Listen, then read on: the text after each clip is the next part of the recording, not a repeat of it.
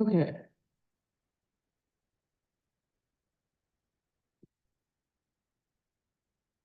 Is it good to go? Okay, we're good.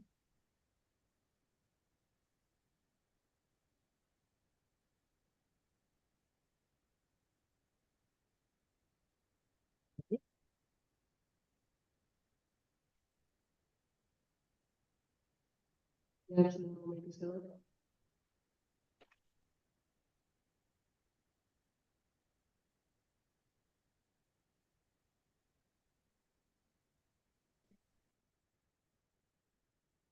Is it good to start, Megan? Okay, thank you. All right, call the meeting to order at 7:04 p.m. Thank you all for being here, virtually in person, appreciate it. So we need to amend our agenda. Are there any amendments to the agenda for today?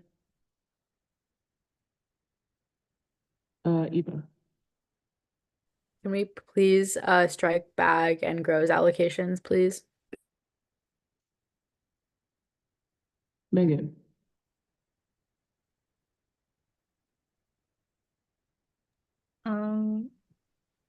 I'd like to add a presentation from ASCCLA.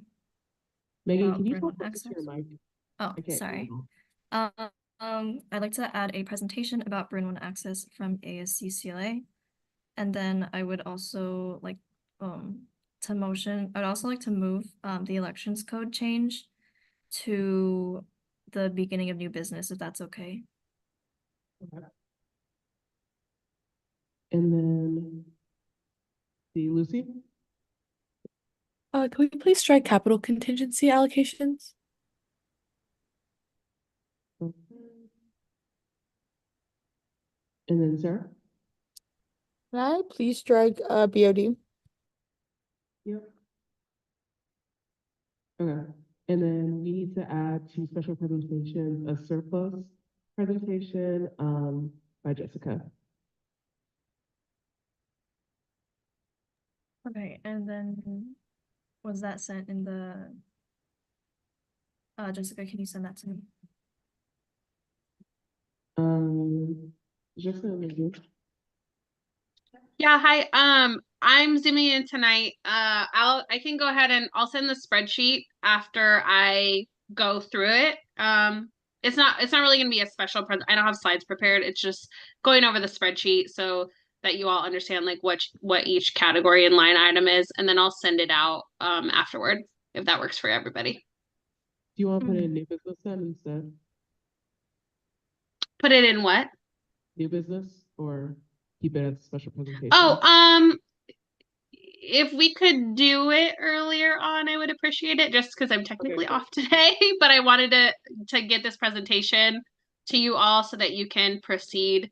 Otherwise I can always hop off and then just hop back on if you want to put it under new business, but yeah. You're all good. I thought you wanted to get off earlier, so okay. Oh yeah, I would appreciate that. Technically I have today off, but I definitely wanted to make sure like this is important and I know it's timely, so I wanted to make sure to get this information to you all. Okay, yeah. Cool. Any other amendments to the agenda? All right, good to go. Can I have a motion to approve the agenda? Motion to amend the agenda? Approve. Second. Jonathan motions, Alicia seconds. All in favor, please raise your hand.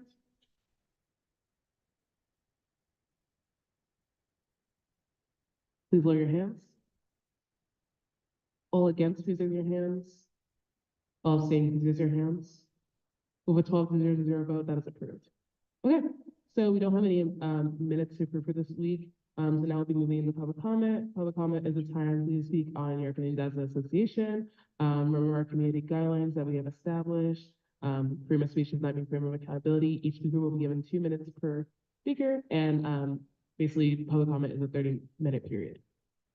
Okay, if anyone needs to hear from public comment, please raise your hand. Go ahead. And just have a, oh, we don't have a, oh, perfect.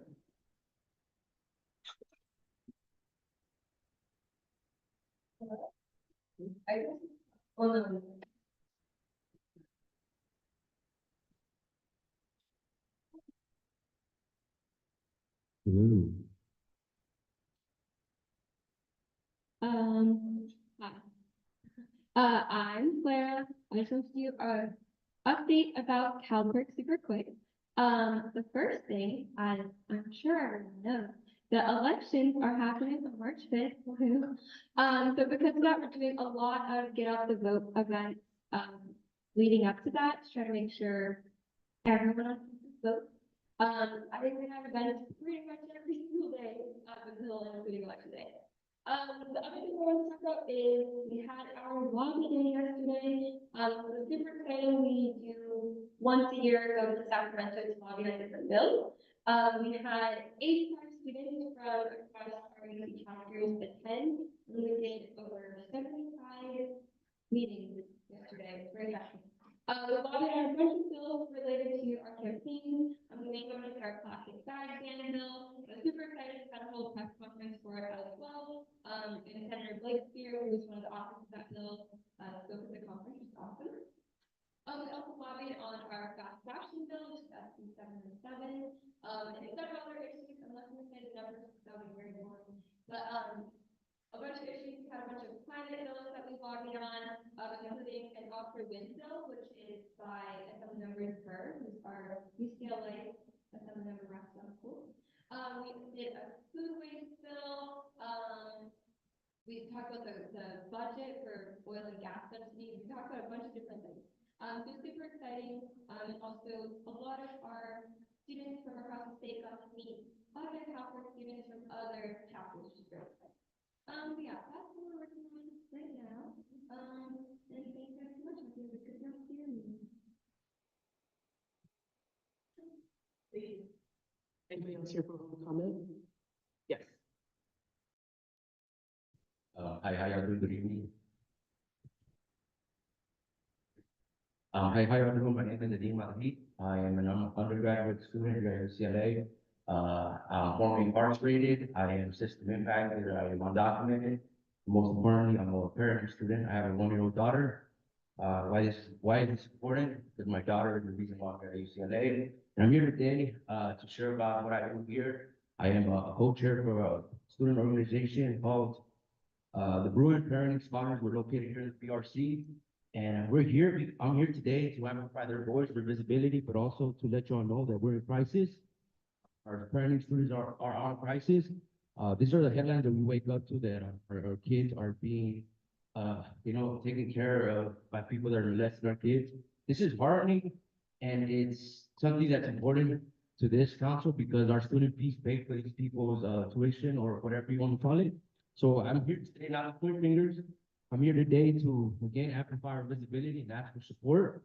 Every single one of you in this room has been here, has sit in this chair. You guys have the resources. You guys have the accessibility a lot of people in our community don't have. And we're here today to ask for help. We ask for accountability. We ask that people show up to our department, which is right here. We're right here in the back. You guys show up to our space and give us a piece of time and help us. We need help. Last year, we lost our parenting student, right? He transitioned for lack of words. And he was a parenting student. The UCLA didn't do nothing. And now we're in this crisis. A lot of our students need help. They don't want to send their kids to daycare, but then they can't come to school. So they're faced with an ultimatum. We need to act now. There's a lot of funding. I looked at, we have funding to go to trips, dinners. We have funding to take care of our kids. We have funding to take care of our communities.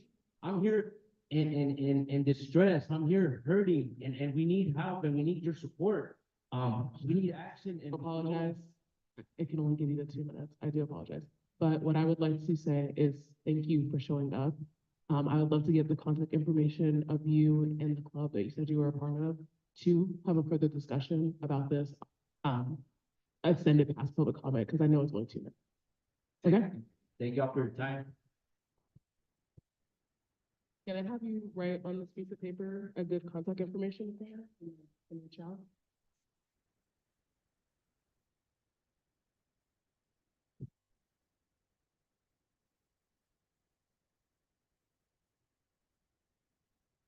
Okay. Is there anybody else here for public comment today? Yeah. Oh, you're going during public comment? Oh, got it. My bad.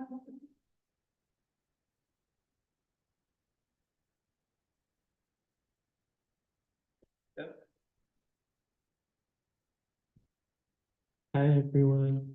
So this is completely unrelated to ASUCLA, but I'm a policy fellow at the LA Civil Rights Department.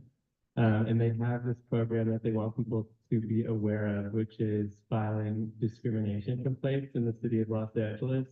And so basically they oversee the areas of like commerce, if you're discriminated against in your workplace, in housing, in like education settings, there's a form that you can fill out to file a complaint. And I think it's particularly relevant to housing, like landlords, tenant rights in Westwood. So I think I'll just be sharing with USAC members this form. We're going to be doing like a campaign at UCLA of sharing this form around filing discrimination complaints, so that it's just another resource that students should be aware of in the city of LA, to stand up for your rights, particularly when it comes to housing. So I'm excited to share that with you all. Yeah.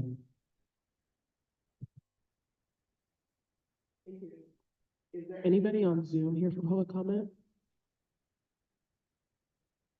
Okay. With that, we will go ahead and close public comment at 7:14 p.m. Now we will go ahead and into funding. Okay, now we'll be going into funding. We have first contingency programming with Lucy. Yeah. So this week we had a total contingency programming request of $26,905.12, and we recommend an allocation of $6,162.30 for 29 non-USAC entity and 2 USAC entity related events. Happy to answer any questions, and then I will also paste this in the chat right now. And then all of this information is also on the universal sheet linked on the agenda. Okay. Any questions, concerns? If not, can I have a motion?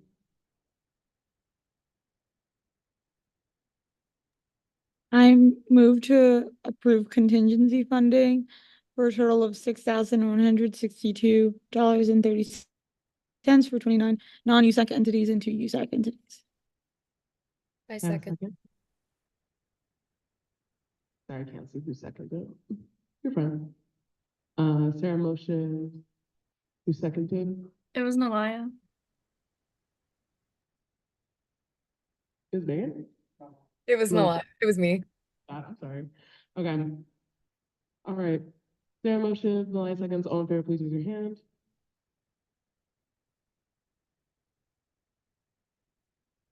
Please lower your hands. All against, please raise your hands. All abstaining, please raise your hands. Over 12 to 0 to 0 vote, that is approved. Thank you. Now moving to SFS allocation. Hi, Sue? everyone. Yeah. So for SFS, we had a total requested amount of 3,275 and a total allocation of 3,197 cents. So we have 4 applicants approved, 2 USAC entities and 2 non-USAC entities. All right, is there any opposition? Okay, that is approved. Thank you. SWC programming fund allocations, Janice? Yep. Hi, everybody. Let me drop it in the chat. This week, the SWC Programming Fund received request from 2 USAC entities for $1,500, and then another request from a non-USAC entity for $660.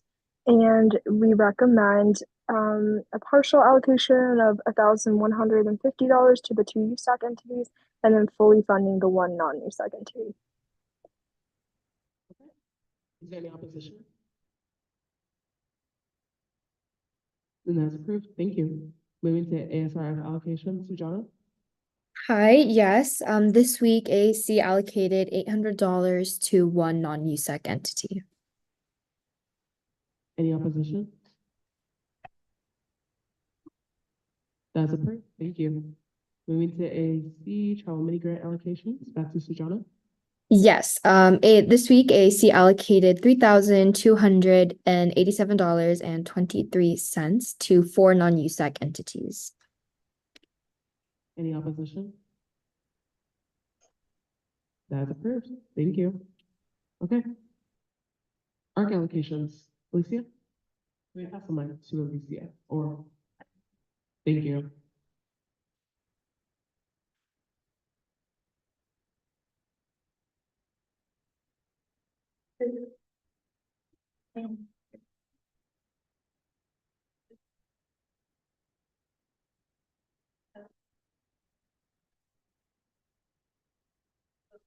Oh, wait, yes.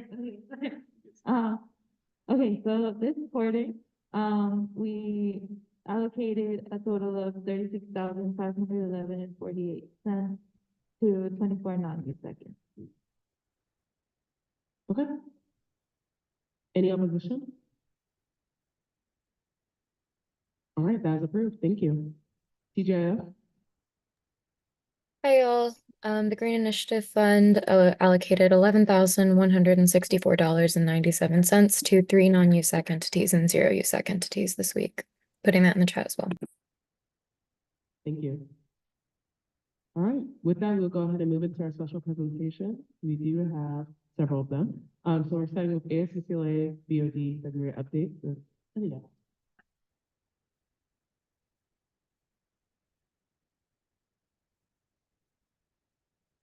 Alrighty, hi everybody, it's good to be back. My name is Elia. I'm a member undergrad rep on ACCLA board, finance committee chair. I'm going to be providing our February updates for y'all. I got to set, hopefully I had a chance to look at them. I sent them to Megan last week. So if you have any questions, please, I'm here to answer them. So firstly, I want to talk about our Green Events Initiative, which is being put in place to minimize environmental impact and promote sustainability throughout the planning, execution, and aftermath of ASCCLA events. The launch for this is expected August 1st, 2024. Steps include creating a team and defining the vision, studying existing best practices, and assessing resource requirements. Following this, a comprehensive green event plan is developed, detailing contributions from both ASCCLA and external sources. A marketing plan and assessment plan are also designed to ensure successful implementation and evaluation of the initiative's progress. Next, we are developing concepts for providing services at the UCLA auxiliary newly acquired properties. So we're specifically looking at how ASCCLA can best serve and have resources available at the new Downtown LA Trust building alongside our efforts at South Bay and others. In terms of enhancement in student government accounting processes and procedures, we recently had our audit done by KPMG, presenting at our finance committee, reviewing the operations and services and identifying accounting procedural enhancements to better serve the customers. So this is really a set of back of the house guidebooks that will be created and effectuated this year. And this applies to all of our core bodies, whether it's services and enterprises, USAC, media, or GSA. Furthermore, we're committed to investing in the channels of communication and exchange of ideas between us. So I've been pretty excited. I feel like the communication between ASCCLA board and USAC has been particularly strong this year, whether it's coming to these meetings, seeing you all at entities, meet and greets, or just approaching us, one by one to talk about initiatives, ideas, ways we want to collaborate. So I hope that that can continue, and I hope that you all feel that we are being accessible to you as board members. We also have our Student Union Services Director, Pamela. Love giving you the shout out every time. Posting event chats and office hours, which is open to all officers. So I highly recommend you make use of that. The first annual UCLA Store graduation grad fair will occur between April 16th and 18th, happening at the UCLA Store on A level, Ackerman Union, between 9 a.m. and 6 p.m. You can go there, browse the wide range of graduation packs, celebratory class of 2024 souvenirs, regalia customization, and much more to gear up for graduation. And lastly, the board is focused on bringing about additional resources to launch initiatives in support of the campus community. This includes new resource centers, event support, reducing food costs and items at UCLA stores, and raising wages for ASCCLA student employees. So all of these things really fit into the broader effort we are pushing, and we've met with several offices here to talk about these efforts, and we're going to continue reaching out to do that because we can't do this without you. And we're in ongoing meetings with USAC and other campus stakeholders to build support for these initiatives.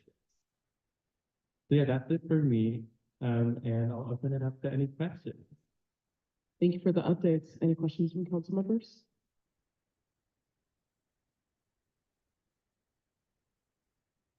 Yeah.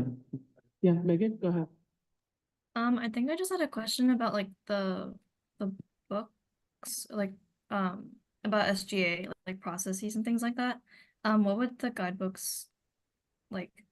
What would the guidebooks have, and would it be like for student organizations or like just for ASUCLA? In terms of the KPMG accounting processes and procedures, it's my understanding that this is more for like our management, in terms of actually streamlining these processes. We're doing a big overhaul just generally, in terms of really ensuring that we're following best business practices. I don't think that it applies. Yeah, so So go ahead. they won't be here.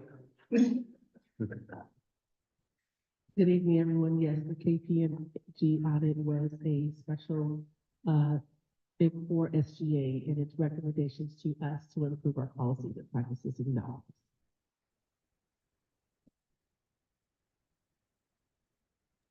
Thank you. Okay, Alicia?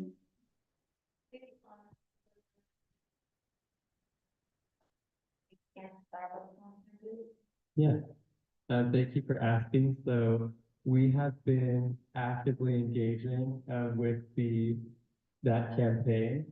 We had a presentation at our services committee by David Ramirez and led by others in that realm.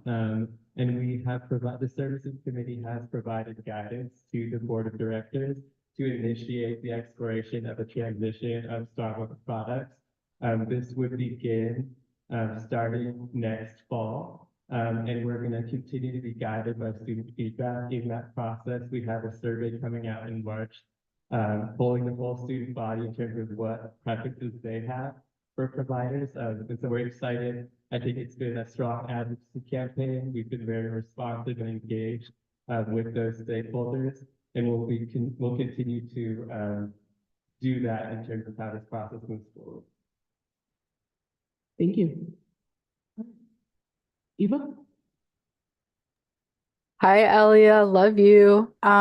First question. So I know that as you know, I met with the services committee about the Sepulveda Transit Corridor in February, I think, or January.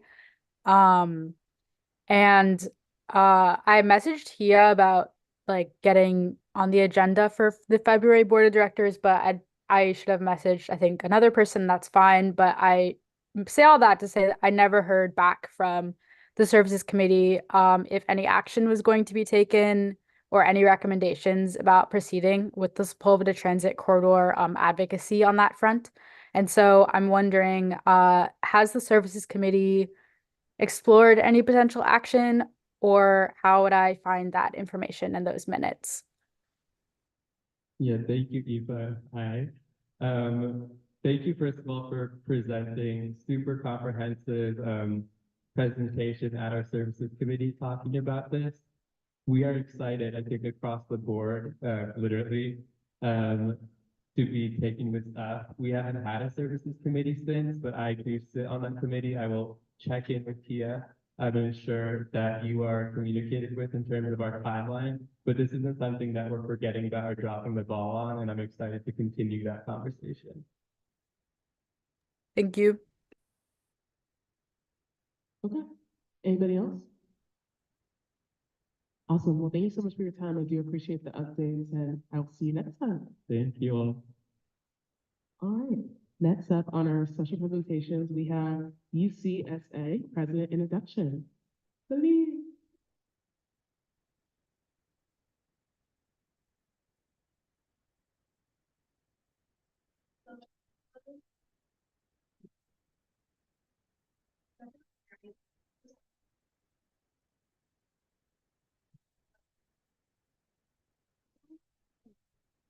question. Are you able to screen share my presentation with folks on Zoom? It's attached to the agenda, it's the link. If not, I mean, folks on Zoom can just join. I see there's like a couple people on there. And I'll just let you know when to change the slides. Simple.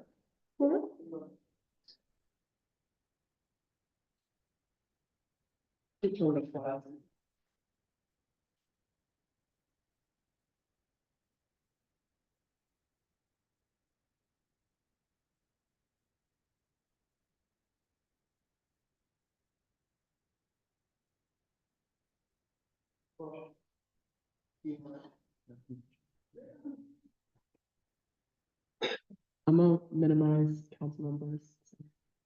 Y'all. Awesome. Okay, thank you all for having me here. I'm glad it's hybrid and not just on Zoom. It's gonna be kind of sad if it's on Zoom. I flew in all over Davis for this, so yeah, for folks on Zoom, it's kind of awkward. They are like, but it's okay. It's okay. I'm just student. But yeah, so hi everyone. My name is Celine. I'm here to represent the University of California Student Association, and we are the official representative of the 240,000 UC undergraduate students. Next slide. All right, so this is me. My name is Celine. My pronouns are she, her. I'm a fourth year at UC Davis, where I study international relations. I'm the president of the UC Student Association, but I'm also the external affairs vice president of UC Davis. So I'm Eva's counterpart basically in our AS. So like, you know, diplomacy reasons, like go ads, but also like represent everyone system wide. But just so people don't like bully me because I'm a system wide partner, I'm also, you know, it's diplomacy, right, Naomi? LA, Davis Solidarity. Next slide. All right, so a little bit about the mission statement for UCSA. So we are the official voice of students from across the UC system of campuses, and it is our mission to advocate on behalf of current and future students for the accessibility, affordability, and quality of the University of California system. Students have always been engaged in some sort of grassroots activism, organizing, so we basically are like a system that helps students system-wide to utilize us. Next slide. So UCSA was established in 1971, and as you can see, there has always been activism, as I mentioned, on campuses, starting with the anti-war protests, like you see UC Berkeley in the late 1970s. We had Dr. Martin Luther King Jr. speaking on the Rise's steps in 1965. UC Irvine also had a strike rally in 1967. But specifically, but in 1968, this all started with Governor Reagan. So history lesson time. Governor Reagan, what a popular guy. He proposed the first fee at the university. Isn't it crazy that one time you could attend the UC for free? But I heart Pell Grant and all the grants that we have, but also it should be free for everyone. But it was the only system-wide body to fight against tuition at the time was the Council of Presidents. But as you know, they're very busy, the presidents on each campus, so they also had limited capacity, limited authority, and then the students lost the fight to keep tuition free. So in order to avoid this happening again, in 1971, the Council of Presidents, which Naomi sits on, formalized the UC Student Lobby and created the External Affairs Vice President position to delegate the authority of external issues to. And so that's where you see, and then UCSA became official like a couple of years after that, and we're actually recognized in the California Constitution, we're recognized by the UC Regents, and we're recognized by the Office of the President. So I guess we have the paperwork to say that we can represent students. Next slide. So this is what our main structure looks like. In order to keep it simple, we have like about 50, 60 people on board, but in order to keep it like the core, I guess, members of the board of directors, so it's the 9 EVPs are voting members, so students elect external affairs vice presidents on each campuses, and there are those board members and the official voices of like what students want on each campus within the association. And then under the EAVP, there is a legislative director and an organizing director. And the three of them, we have 3 committees that basically run UCSA. And so we have our EVPs who focus everything university affairs related. So they're the ones who should be meeting with admin on behalf of students, of course, alongside whatever sort of like exec, Senate, the structure on each campus, but the EAVP specifically are the ones, they're going to be meeting with Drake in the office of the president, with administrators on campus, supporting their students. In terms of any sort of like ledge, both at the state and federal level and even the local levels, our legislative directors are working together to make sure that we have bills introduced, supporting them, or we're going to say, nah, we don't like your bill, kill it, kind of thing. And then we also have our campus action committee, who are basically our grassroots organizers on our campuses, meeting with different coalition partners, etc. And all together, we have a great like harmony in terms of like the work that we do. Next slide. And then we also campaign. So as I mentioned, we have many people on board. And then we have 5 campaign vice chairs. I don't know if you know Tara Cobbs, but she is our RJN vice chair.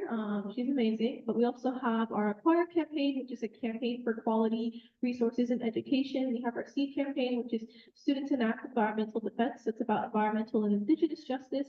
We have our Racial Justice Now campaign, which is about closing the gap and uplifting historically marginalized communities. Our UCB Vote campaign, which is increasing civic engagement and literacy amongst students. And then Fund the UC, increasing financial aid and ensuring tuition remains affordable. So these are like the 5 sort of like bubbles of campaigns, and then the students can vote and create campaigns within these 5 bubbles, and then we run them throughout the year. And next slide will tell you about what campaigns are running.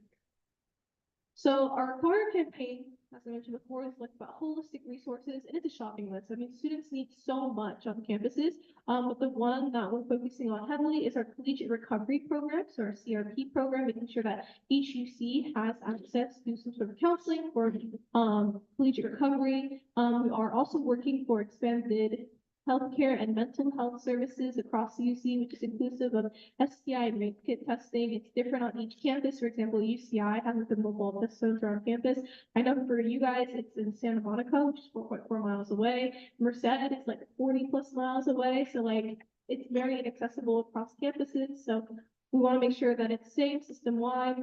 Our UCB Vote campaign, I'm sure you just heard how CalPERT, but primaries are around the corner. We want to increase student voter turnout by 20% for the primary elections.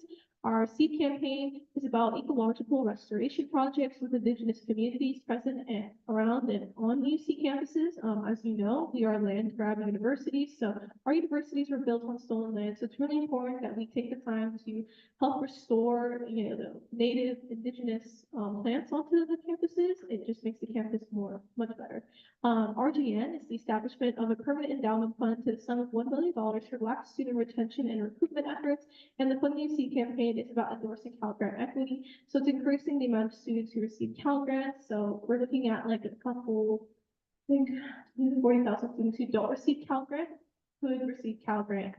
We're really fighting hard for this because the state is in like a $70-something billion deficit at the moment. So fingers crossed. Next slide. So we also do more advocacy outside of our campaigns, but we also work with coalition partners. I'm sure you know them, but the Opportunity for All campaign, which is ensuring that undocumented students can get hired while at the UC without their financial aid being impacted. Unfortunately, a couple of weeks ago, the Regents decided to defer this for another year in terms of making a decision on this. However, they will be rolling out some pilot programs in spring. So they have $500K allotted to the campuses to start trying some sort of programming for, fellowships for undocumented students. So please contact your VCSA, your chancellor about how this is going. I think it just depends on how many undocumented students are on the campus. It's based on how much money you receive. And then next year for fall to winter, it's about $5 million being distributed across the campuses in order to implement some of these programs as well. So please check that out.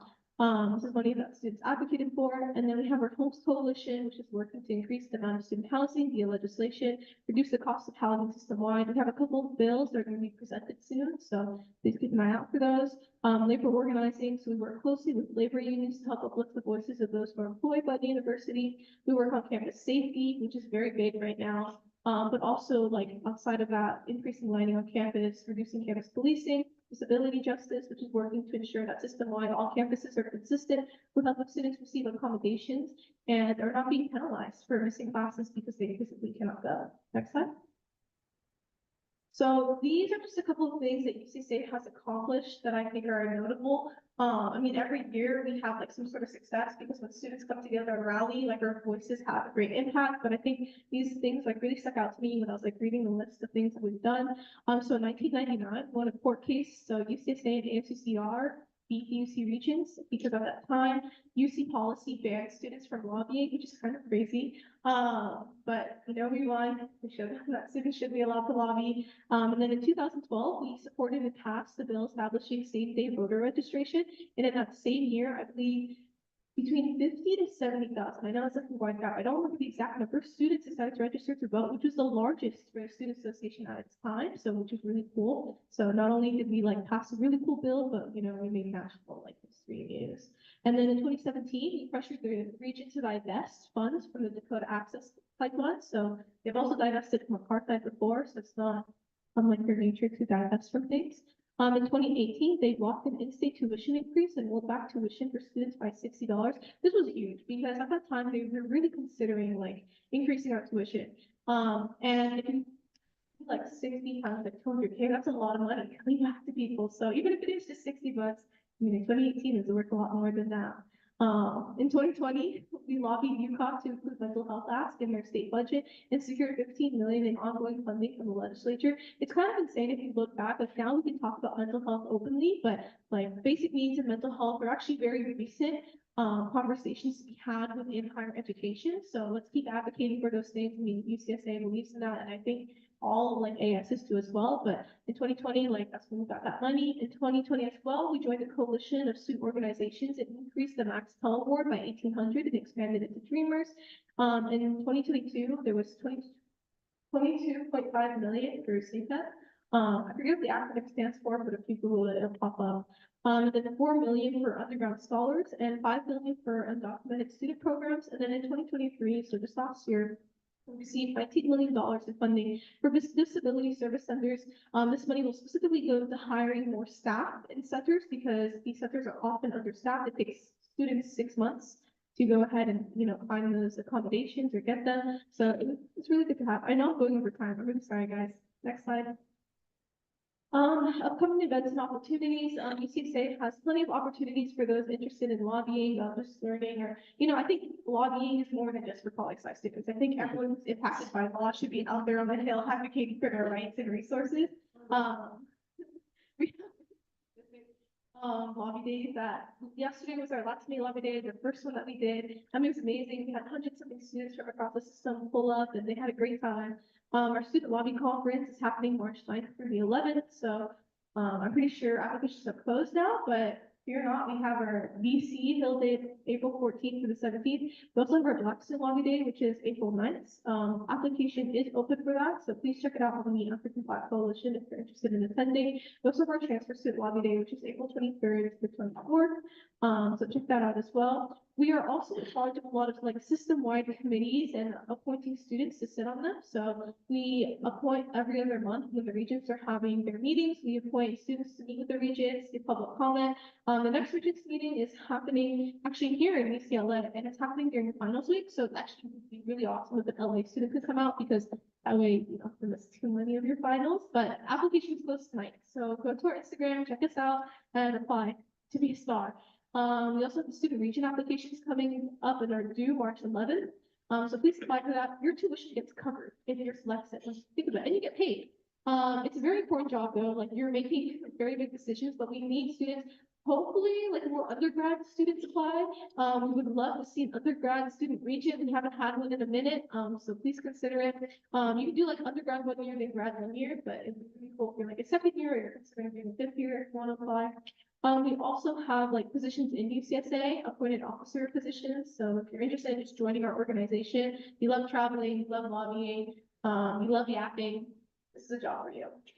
And then we also have our region observer application. So we also help appoint basically students that sit on region committee. So if you want like a seat for the entire year and go to all regions meetings and you're very passionate about like public engagement, you're passionate about some sort of thing health related, any higher ed stuff, we help select the students that sit on those committees. Like we give the region basically like 3 students and they pick from one of those 3. So it's a really cool opportunity. there's so many things, different committees that you can be involved with, like system-wide, so please reach out and I can forward you the applications as they come along. And I think next slide is just like follow us on Instagram, thank you. And I can answer any questions. Yeah, any questions from folks? I'm gonna bring back the people. Yeah. Oh, no, never mind. Okay, Shannon. Any questions? But thank you so much for coming out here from David. I miss David every day. But yeah, I really appreciate all the information. It's really amazing to see the accomplishments over the years of what UCSA has been able to do and what you're working on today. I appreciate all your efforts going through the lobby days and all the students that are that came from UCLA. I saw over on the Instagram, and yeah, I really appreciate it. And you're getting some love in the chat too. So yeah, just happy birthday. Thank you. Yeah. Thank you. What's your email? I promise. All right. Cool. So now we're moving to textbook affordability presentation. John. Hi, yeah, so Katie is mainly going to be handling this presentation. She's an attendee, so I think she needs to be promoted.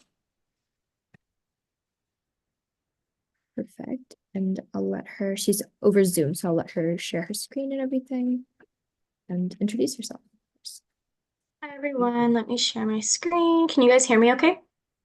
Yes. Awesome. Great. All right. Okay, so hi.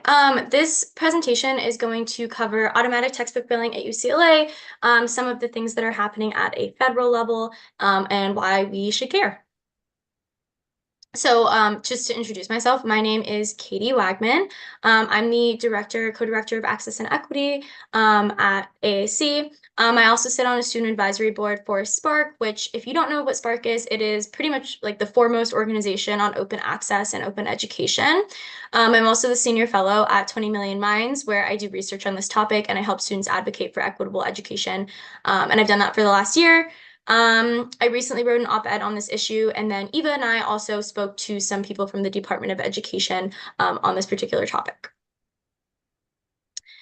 All right, so we at AAC want to give this presentation to better just inform USAC as to why we should question the idea of equitable access, especially as it is being questioned at a federal level, which we will get into later. So we all know, I think, what inclusive access is. Equitable access is essentially the same thing, but students get the same, everyone would be getting the same flat fee.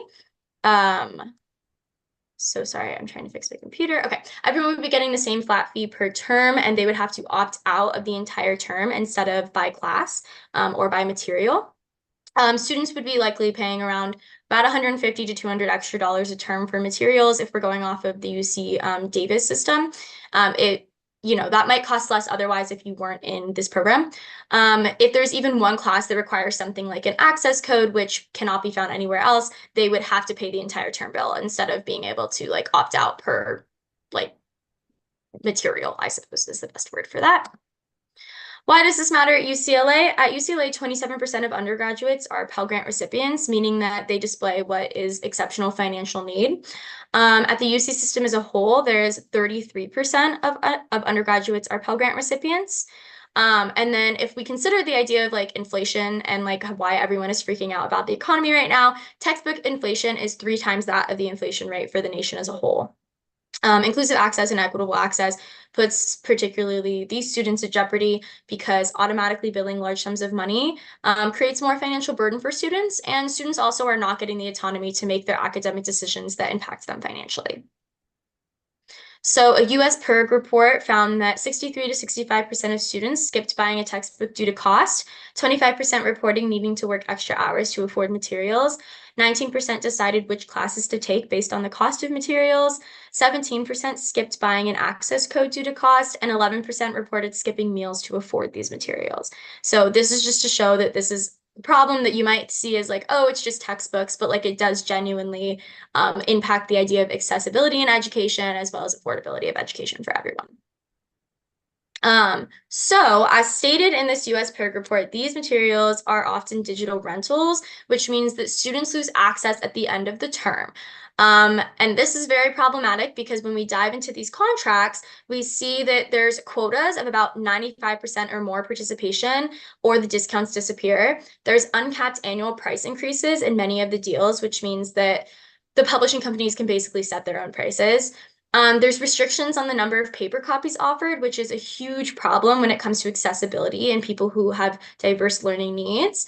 There's restrictions on how the institution can communicate with the public about these deals, and there's usually undisclosed discount structures, so we don't actually see proof of like how we're getting the so-called like discounts that we would be getting through these deals. So this is a contract that was from 2017 to 2018. And this was a UCLA contract. And this was released after it was no longer valid, I suppose. But this is kind of just an example of like what you might see in these contracts. So one thing is that Pearson is allowed to terminate the contract if the agreed upon number of sales is not met. So this is an example of a quota. Essentially, if enough students opt out, Pearson has the right to say that they don't want to have the contract anymore. There's also a limited number of paper copies in this contract, which, like I said, is really harmful to students with diverse learning needs that might have CAE accommodations and might need hard copies. This is not something that they can easily get in these contracts. Contracts put a limit to those. Next, we see there's a confidentiality clause, and that means that there's a huge lack of transparency with students and professors. When I presented last year to the Academic Senate, they were really shocked about everything that we were talking about because they had never heard of all of this stuff. But the confidentiality clauses basically means that students and professors cannot see these contracts. It belongs to the bookstore, it belongs to the publisher. Also, the customer information clause means that there's a lack of protection for student data. Essentially, the publishing company cannot distribute information that is in violation of FERPA. However, they note that in agreeing to the terms and conditions, Pearson can use the data to do their own research and no further questions or permissions are needed. Students can't really say no to the terms and conditions, especially if this is needed for like an access code where your homework is looped in. So it's not really giving informed consent. It's being coerced into saying yes. This is an example of what can happen when they get your data like this. So in 2021, Pearson was fined $1 million for hiding the breach of student data. About 13,000 schools were impacted, so students' names, email addresses, and birthdays were all exposed. The breach was only disclosed after immediate inquiries, and Pearson failed to patch the vulnerability until 6 months after the breach, and it was only after like media outlets caught wind of this that they actually did anything about it. Another thing is, like I said, when I talked to the Academic Senate about this last year, when Sujana and I presented this, only maybe like 1 or 2 really had any idea of what we were talking about. And this is in part because only 44% of like the nationwide contracts of automatic textbook deals 44% exclude faculty voices entirely in their negotiations. So a lot of this is done really just by administrators or by the bookstore. So the reason that we're giving this presentation to you now is because of some things that are going on at the federal level. The Department of Education is currently looking into the 2016 cash management rule that allowed automatic textbook billing in the first place, which is the same thing as inclusive access and equitable access. Students are now coming out against these programs because there's tons of stories coming forward about not being able to opt out or being able to find like cheaper sources otherwise. So this is something that the Department of Education is currently looking into. It's something that I think CalPIRG has gone to different USAC offices talking about this. I know they're doing a survey to try to get student feedback on like what issues they've had. It's something that even I have talked to the Department of Education about as well. So this is something that's currently being considered, which is why we wanted to bring it to USAC so that everyone's aware. Something that I wanted to note is that the UCLA bookstore did sign on to a letter that urges the federal government to keep the rules as they are, which would allow equitable access and inclusive access to keep going. I can't say for certain if students were involved in this or not. I know that USAC was not involved, and I think that that's something to consider, considering USAC is the elected student body. They should be involved in decisions like this. which brings me to kind of like the next step. So the first thing that AIC wants to do and wanted to like propose to you guys as individual offices are we want to host a town hall for students to allow the bookstore, to allow USAC and different student activists to kind of have an open discussion regarding the idea of equitable access so that as like I know that Bruin 1 is what equitable access is being called on campus, but students should know what changes this will cause to their financial and educational situation. So we would love it if different USAC offices would be interested in co-hosting with us in spring quarter. And that's something that I will be reaching out like individually to everyone about. But I wanted to kind of present the idea here. And another thing that we will be proposing later is that we would like USAC to consider signing on to a letter that supports the changes that the federal government would make that would close the loopholes that allow automatic textbook billing. We think that it's really important that students kind of know what this change would do and like what freedoms it would give them. It would essentially change it to an opt-out system, or sorry, an opt-in system instead of an opt-out system like we currently have. So instead of being automatically billed, students would have to give informed consent before being, allowed to bill their account. This doesn't mean that the program itself is necessarily gone. It just means that students have more autonomy to make those decisions, which we think is a really good way to kind of go about education, accessibility and affordability as a whole. So that's something that we will be presenting later, but we did want to kind of tell you that that's coming, as well as the town hall. That is the end of my presentation. So I will go ahead and open up for questions if anyone has anything. First of all, thank you for taking the time to present. I really do appreciate it. And yes, questions from council members.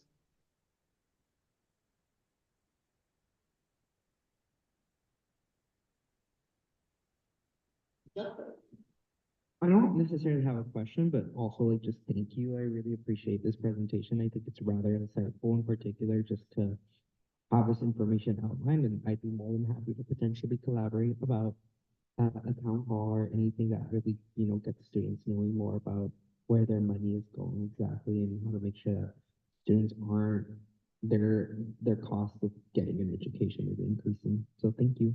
Thank you. Yeah, I will definitely be reaching out with all of those other information, as well as there's a couple other sign-ons I think that are circulating from different student groups that I can also help connect you guys with. Megan. I also want to say thank you for coming. We do have ASUCLA here right after this. They're presenting a presentation about Bruin 1, so I'd love it if you wanted to stay for that. I think you definitely should. And that my office may be interested in co-hosting that. I think one of my directors is on the Bruin Learn Working Group, and she also was presented to by Bruin about Bruin Access. But yeah, thank you. Of course, thank you. Are there any further questions? Sounds good.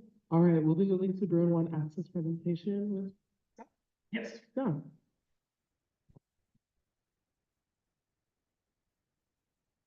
Thank you for having me. My name is Scott Chapman. I'm the book division manager just across the hall. So I'm about 50 feet away.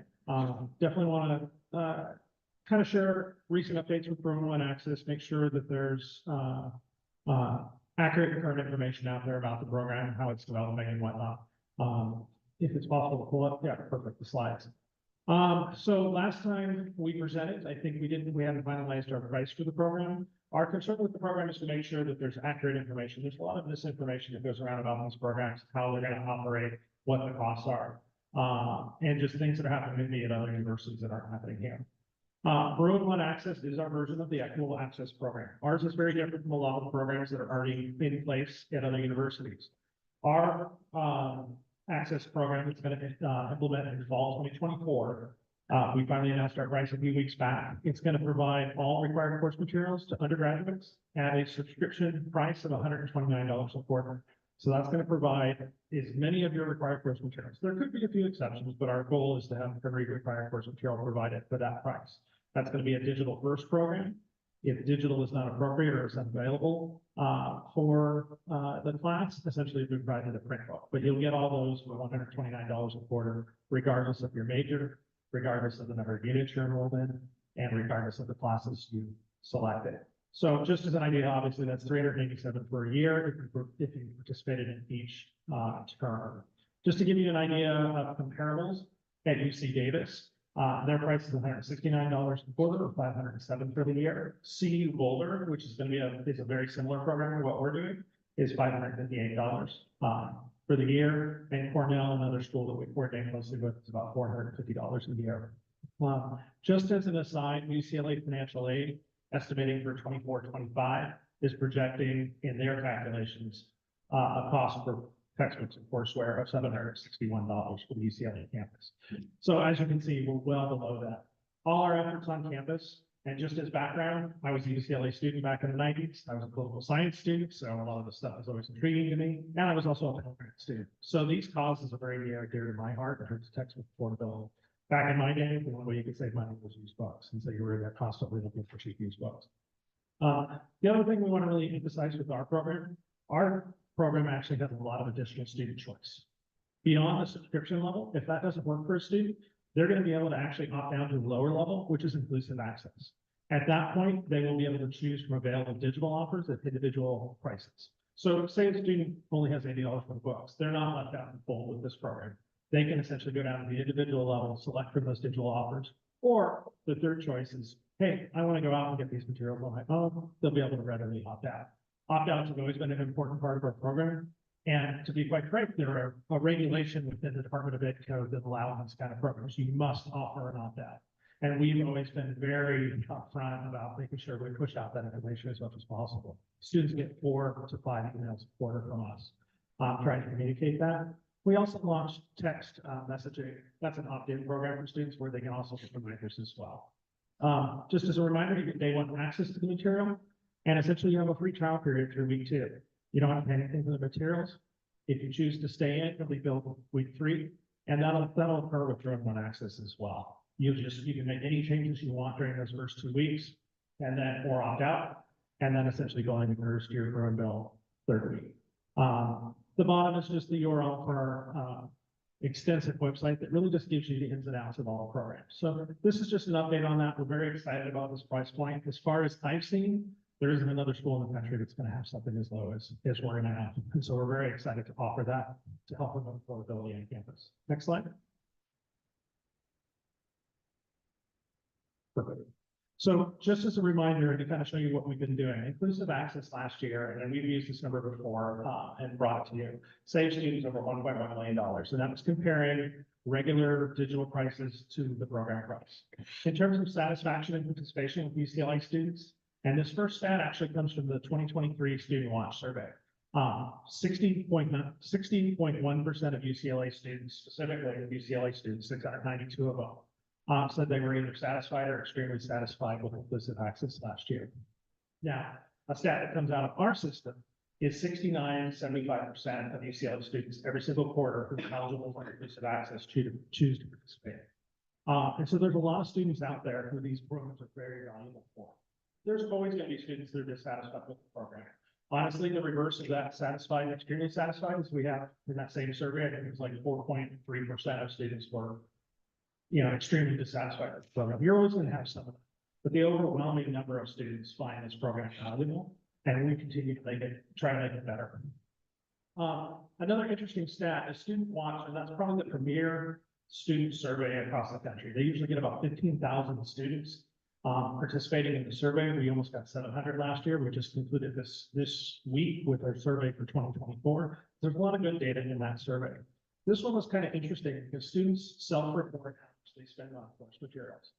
2016 is kind of the tipping point when inclusive access started to become a thing across many universities. And when you look at what happened from 2016 to 2023, textbook expenses as reported by students themselves decreased by 52.7%. Now, if you look at, and that's, a 7-year period. If you look at the 9 years prior to that, 2007 to 2016, the price of textbooks or student spending, I should say, only dropped by 14.1%. So you can definitely see there's an acceleration from the point at which inclusive access became a thing on campuses. Now, this isn't just inclusive access. This is all the efforts on campus. This is use of library materials, faculty trying to choose more affordable materials. open educational resources, things of that nature. But I can tell you that inclusive access is one of the pivotal things that have helped us drive down the cost of course materials. The other thing is Road One Access is also supporting library materials and open educational resources. We're developing tools with our system provider to make sure we can connect students better with those materials. So if we get an adoption for a material and we see that the library already has a limited use license, we're not only going to communicate that to the faculty who may or may not know about it, but we're going to communicate it to students. So that again, we can connect you with that resource that's already been purchased by the UC or UCLA specifically, and that there's no need for anybody to pay any more money for that. And that helps keep our prices. That's why our price is going to be $129. I've told both Coria and my boss, Peter Kuhn, as we develop that price, I want them to be slightly uncomfortable with the price. If we're slightly uncomfortable with that price, because there's a lot of unknowns, then we're doing a good job with that, because we need to be driving it down as low as possible. One of the other things I wanted to let you know is we have been consulting with faculty, administrators, and staff on campus. I personally have participated or led almost 50 meetings since spring quarter 2023, presenting this idea to faculty, taking in feedback, answering questions they have, all sorts of different things, and we continue to do that. Our actual goal right now, what we're doing is we're developing the general student outreach part of this program to be deployed in spring quarter.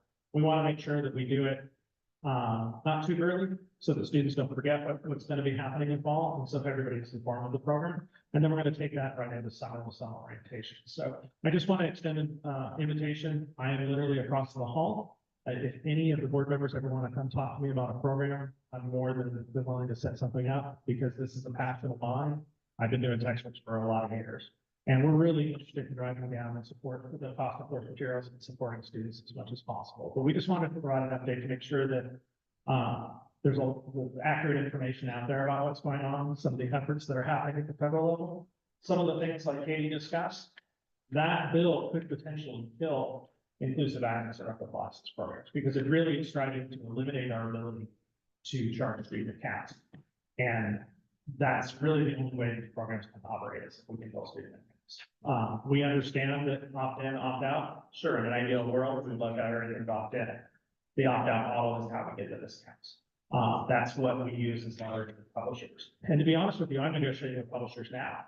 This isn't a publisher scheme to try to get more money from students. This is really about bookstores trying to leverage what they have to drive down prices with publishers. And we're in intensive negotiations with them to further drive down those prices so that we can offer a price that why not.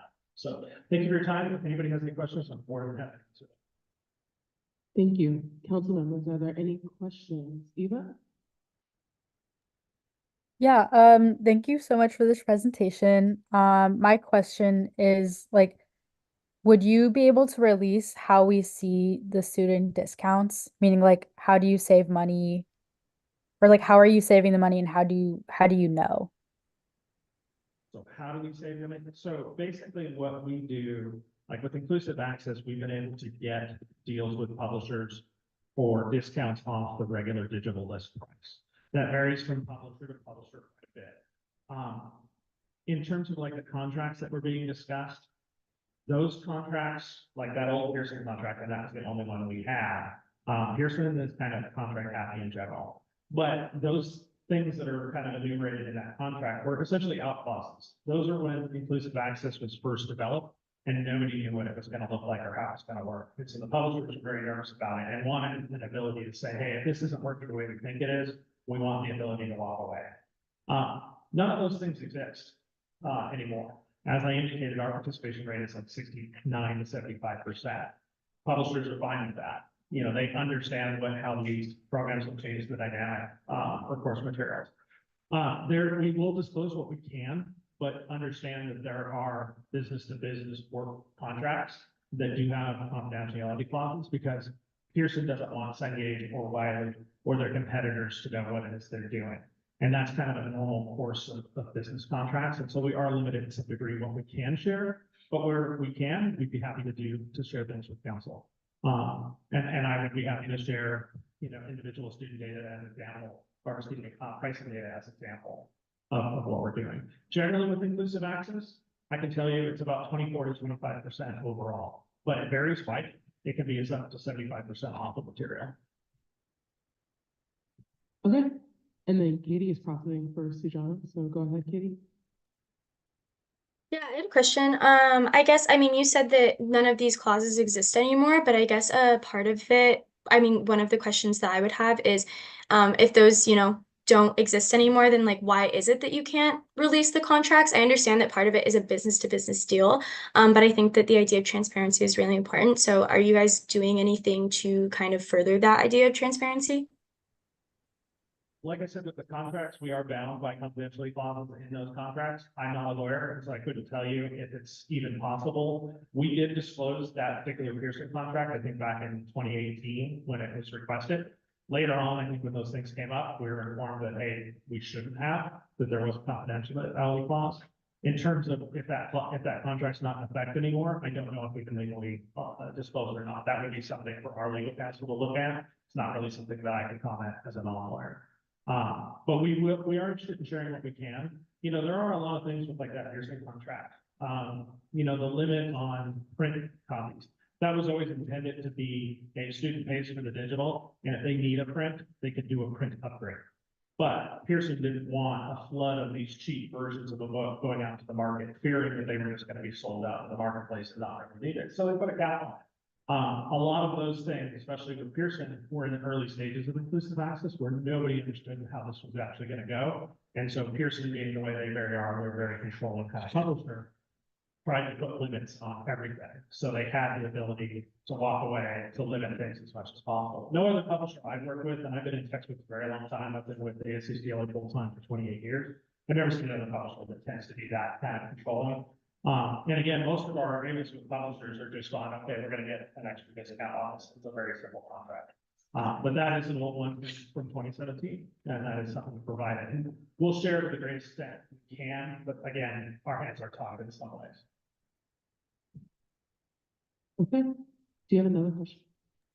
I just had one more, sorry. My other question, I guess, is like with the idea of the Department of Education, and the rules change that could potentially be happening there. I heard you say that you think that if it did go through, then you would potentially like the program wouldn't be able to move forward in the way that it is now. I guess my question is, the Department of Education rules change is only supposed to make it an opt-in instead of an opt-out. So if it really is beneficial for students, students will continue to opt in, and there will still be, you will still be able to negotiate with publishing companies if enough students are opting in. So I guess the question there is like, why is it so concerning that it would be, an opt-in versus an opt-out? Well, the Department of Education rule changes are in flux right now. There's a lot of discussion on those. But one of the things that it could limit is our ability to charge student accounts. We don't have the ability to charge student accounts. These programs couldn't exist. If they were required to be opt-in, publishers have told us that they are not willing to offer discounts. And discounts are such a key element to programs like this. I mean, there's a lot of soft, what I refer to as soft benefits for this program, the day one access, the trial period. There's a lot of things like that that are bonuses with the program. But the number one thing is cost savings. That's students, it's all about reducing costs.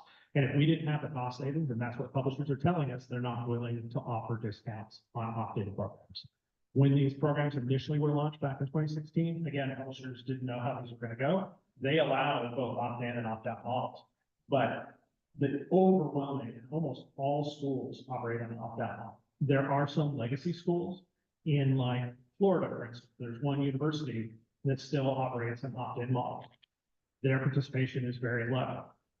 Their laws changed in Florida to allow opt-out, and almost all their universities switched to opt-out programs. All the successful programs that have reasonable levels of participation are all opt-out programs, and publishers simply aren't offering discounts for opt-in programs. And so that's the big thing we lose with this. There isn't a discount. It eliminates the whole point of a program like this. Okay. Any other questions? Yeah. Awesome. Well, Scott, I want to thank you so much for your time and coming out today. I really do appreciate it. And yeah, if we do have any questions, like you said, your office is not too far.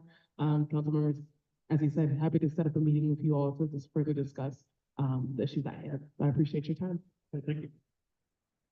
Thank you. Jessica's your time. Okay, so we're gonna do the surplus spreadsheet with Jessica.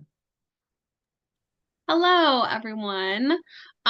So before I pull up the spreadsheet to screen share, I just want to kind of give a little bit of context and background, just the process in general and how we arrived to this information.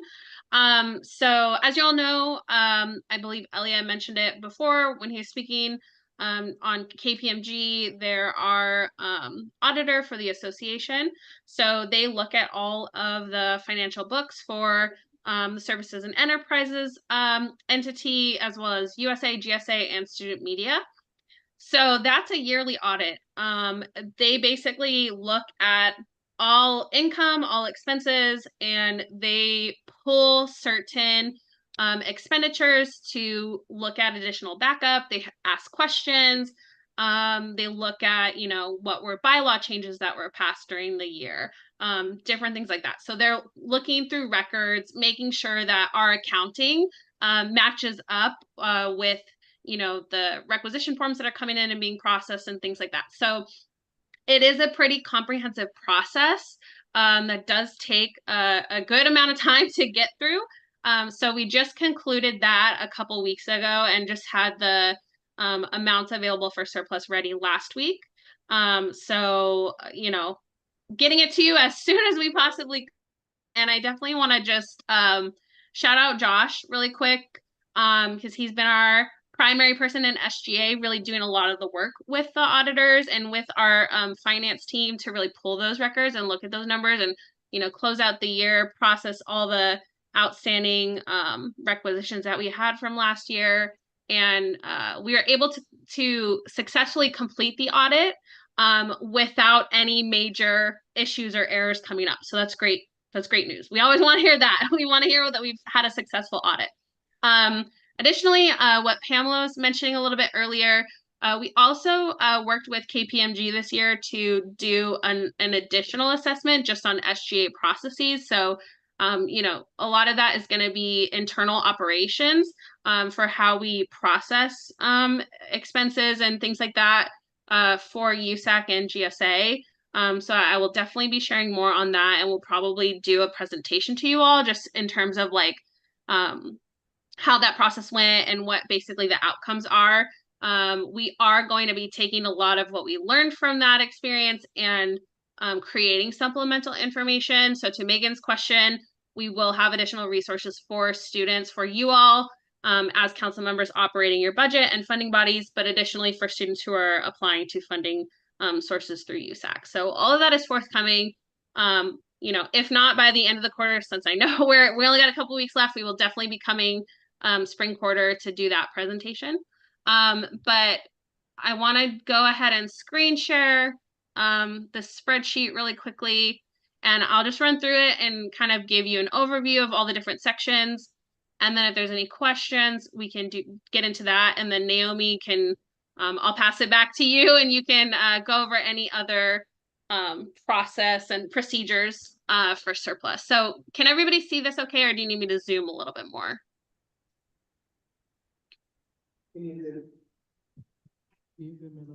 Is it good? No. I can zoom a little bit. Okay. So essentially how we come up with your amount available for surplus. So we have all of your revenues for last year. So this is all last year's financial data, 22 to 23 fiscal year. So we have your income and all of your expenses. And then we have some non-recurrent income and expenses, which there's a description in the spreadsheet of where we get that number and what that number is. So it leaves us with a balance that essentially is your surplus.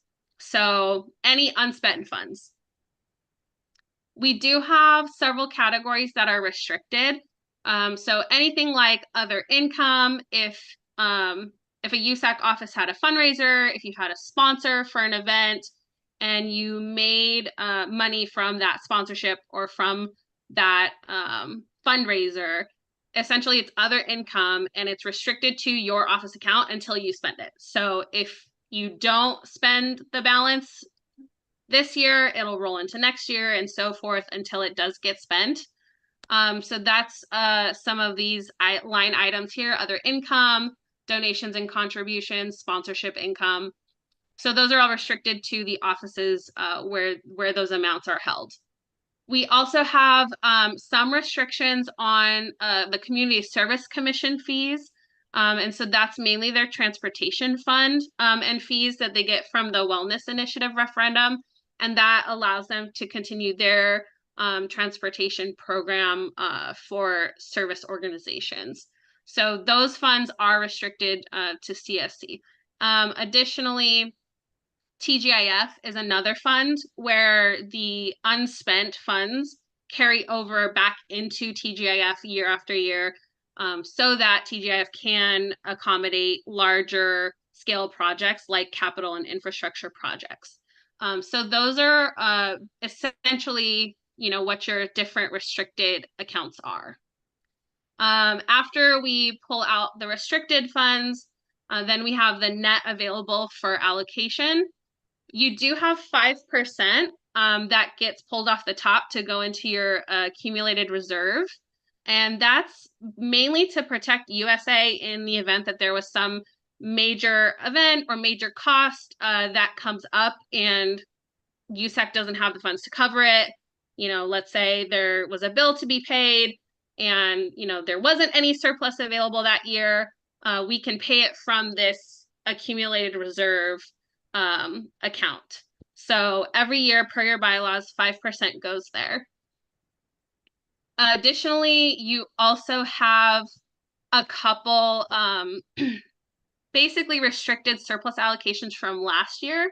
So I don't know if you all recall at the beginning of your term in office, but before we closed last fiscal year, you all did vote to restrict a couple allocations that were made in 22-23 surplus. So that's these accounts here. The TSR office had $30,000. Gen Rep 3 had a disability program that was $5,400, and then an additional project with ASU that was $37,500. So those all got restricted and are here in this section. And then the last part that I wanted to go over, this also in your bylaws, essentially the first $150,000 from surplus goes into your funding bodies. So these amounts are somewhat adjustable. Your bylaws stipulate that at least 45% goes into BOD programming, at least 12% to capital contingency, and then the remainder goes to contingency. So if you wanted to increase the percentages that you're putting into BOD and capital contingency, you are more than welcome to. And then the remaining balance would just go into contingency programming fund. But that is per your bylaws. And if you, as a council, decide that you want to increase beyond that, you could then choose to make additional allocations to your various funding bodies. So after all of those restricted amounts and the amounts that go into your funding bodies, the remaining amount available is going to be this number. $1,046,325.16. So that is the number that we are going to be having a conversation about, council proposing different uses of these funds. And I'll turn it over to Naomi to kind of go over that as well. But I did just want to clarify, so beyond whatever council's gonna propose, you do need to vote to approve your allocations for all of your restricted surplus. So ideally, if you all can have it on your agenda to approve next week, that would be great. Your restricted allocations that are like other income or the funds for TGIF, you can't change the use of those funds. So by voting it right away, you're just allowing those funds to be input into those funding bodies for use by students. So I would definitely encourage to have that on your agenda next week as an action item to vote to approve. And then we can kind of go from there. And also, if there are any questions, feel free, if anybody has any questions about this spreadsheet, and I'll make sure to save a copy and send it to you all so that you can also review it on your own time. Thank you so much, Jessica. I really do appreciate it. Council, hey, hi, hello. Okay, so we have a couple things with surplus this year in hopes of bettering the process. For folks that were on council last year, you do remember that 7, 8 hour meeting long of surplus and heated discussions and real division across various entities. I really, really want to avoid that. And I'm trying to do this the best I can with the number of weeks that we have available in our terms. And I want to be frank, we don't have a lot of time left. And so I know this is going to sound expedited, but just note that the reason I want this voted by week 10 so that you can get your funds to run your programs for the remaining of your term in spring quarter. Okay? So, Fernando and team and all the other advisors, we have created a form that you will be able to submit your surplus proposals to. You'll be able to incorporate what offices you're working with, the collaborations, if it's just your office program proposal, that's completely fine as well. You'll be able to put the minimum amount that's needed to put on the program, the maximum amount of what you would want. You'll be able to submit evidence of how much the things cost so we can have more detail into what you are actually proposing this time. And that will be due Friday at noon. Friday the 10th. No, Friday at noon. Next Friday. This Friday at noon. So after that, I'm gonna go through the whole thing and then Janice, I will answer questions. So that will be due Friday at noon. This is a first draft. So this will be a first draft. After that, basically the goal for week 9 is for you to meet with one of the ASUCLA advisors. That is going to be Jonathan. That's gonna be Fernando. And that's gonna be Jessica. Okay, never mind. Those are the 3 that you would need to meet with to go over your proposal. Okay? They're gonna go over your proposal with you to basically make sure it's feasible, make sure that it can actually be done, that we're not breaking any USAC behind the scenes laws, that we're not allocating things for summer projects, all of the above, like it can actually happen. That's the time they're gonna go through it. We also have people that are gonna be scoring our proposals. Okay? They're gonna give us basically like how BOD is, they rank them, not rank them, sorry, wrong language. They score the proposals based on what you have. So in that meeting with your whatever advisor you do meet with, you can do edits, change things, and then your final submission, that will be the one that's gonna be reviewed by the team that we have. Okay? And then one last thing. So week 10 is the plan at our Tuesday meeting, and week 10 is the plan to vote. So we're gonna be seeing all the proposals.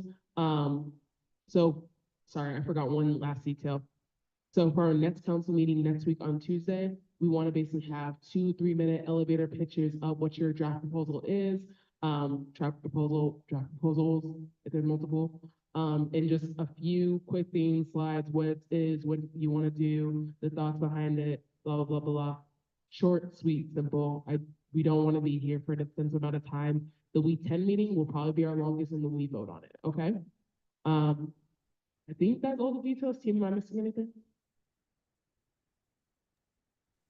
I think you covered mostly everything, but I did just also want to put in a quick plug just for anybody that does oversee a funding body to make sure that you follow up on closing accounts from fall quarter that have unexpended funds that don't plan to use them any longer.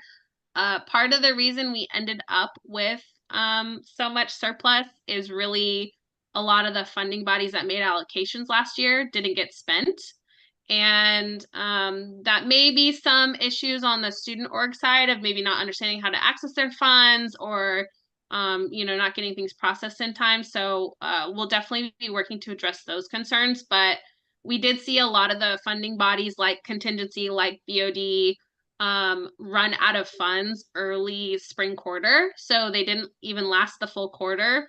And even though they fully exhausted their allocations, we still ended up with a significant amount of money that was remaining that groups did not utilize. So it's really important if you have the funding body to stay on top of those expenses. And if you're seeing groups not utilizing them and there's no longer a need because sometimes funding is unpredictable, maybe they got it from another source, make sure you're closing out those accounts to also make additional funds available to allocate in spring. But yeah, we look forward to meeting with you all. Definitely a great idea just to run it by us and make sure, you know, the idea that you have is feasible, and that, you know, you're requesting the appropriate amount of funds for what you're trying to accomplish. And we'll just kind of go from there. Okay, I know Janice and then Alicia. So Janice, go ahead. Thanks. I just wanted to clarify what was due on Friday. So was it, yeah, could you just repeat again? I'm so sorry. What's due on Friday? Sorry. So Friday will be your first draft of the proposal. Can we go ahead and send the link in the Zoom, yeah. And then also we can send it via email and our Slack as well. But it's gonna be a simple form, basically like applying for any USAC funds, SOL funds. It's very kind of like that, just what office you're working with, what's your proposal, how much do you need minimum, how much would you like, and then what the kind of detailed budget is for what you're asking for. Okay, got it. So there's a Google form. Not a Google form, but yes, it's a form. Oh, okay, a form. And for the form and for meeting with SGS, I have had several, and I'm sure like this is like the case for the different like commissioners too, but I have like committees that are interested in applying to this as like a collaborative project like with me. And so if that's the case, is it okay if like the committee folks that are like proposing the idea on my behalf, if they're the ones to be in attendance with SGS, or do you want me to be there also? I guess this is more for Jessica, Fernando, and Jonathan. I would say you would be there also. Okay, got it. And those meetings are happening next week? Yeah. Okay, got it. Thank you. Thank you. Alicia.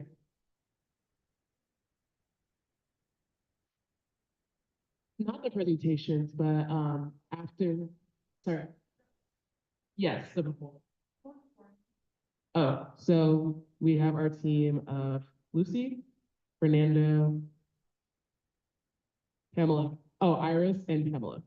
Not Pamela, Pamela Soul.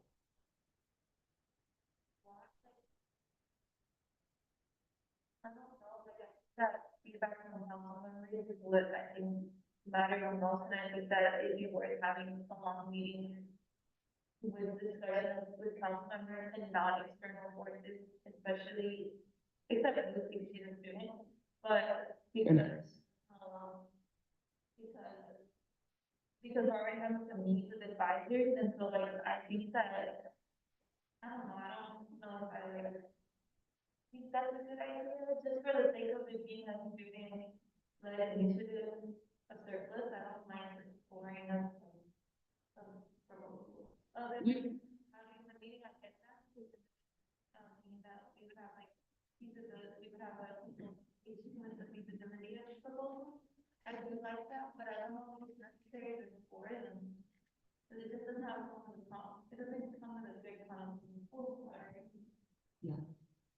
Okay, brief recap. Alicia has concerns about the scoring of the proposals from outside. Well, outside, but we have Lucy, Fernando, and Pamela, the sole advisor, on the team to score the proposals. At the end of the day, I want to recognize that, but it's still going to come to our vote. They are not going to have a vote on the actual like, oh, I get a high score. No, that's not how it works. It's kind of just feedback. So we can have feedback from folks that do review a lot of proposals year after year in these different funding bodies. It's so that we can have that feedback of what we think is feasible, depending on the amount of proposals we get.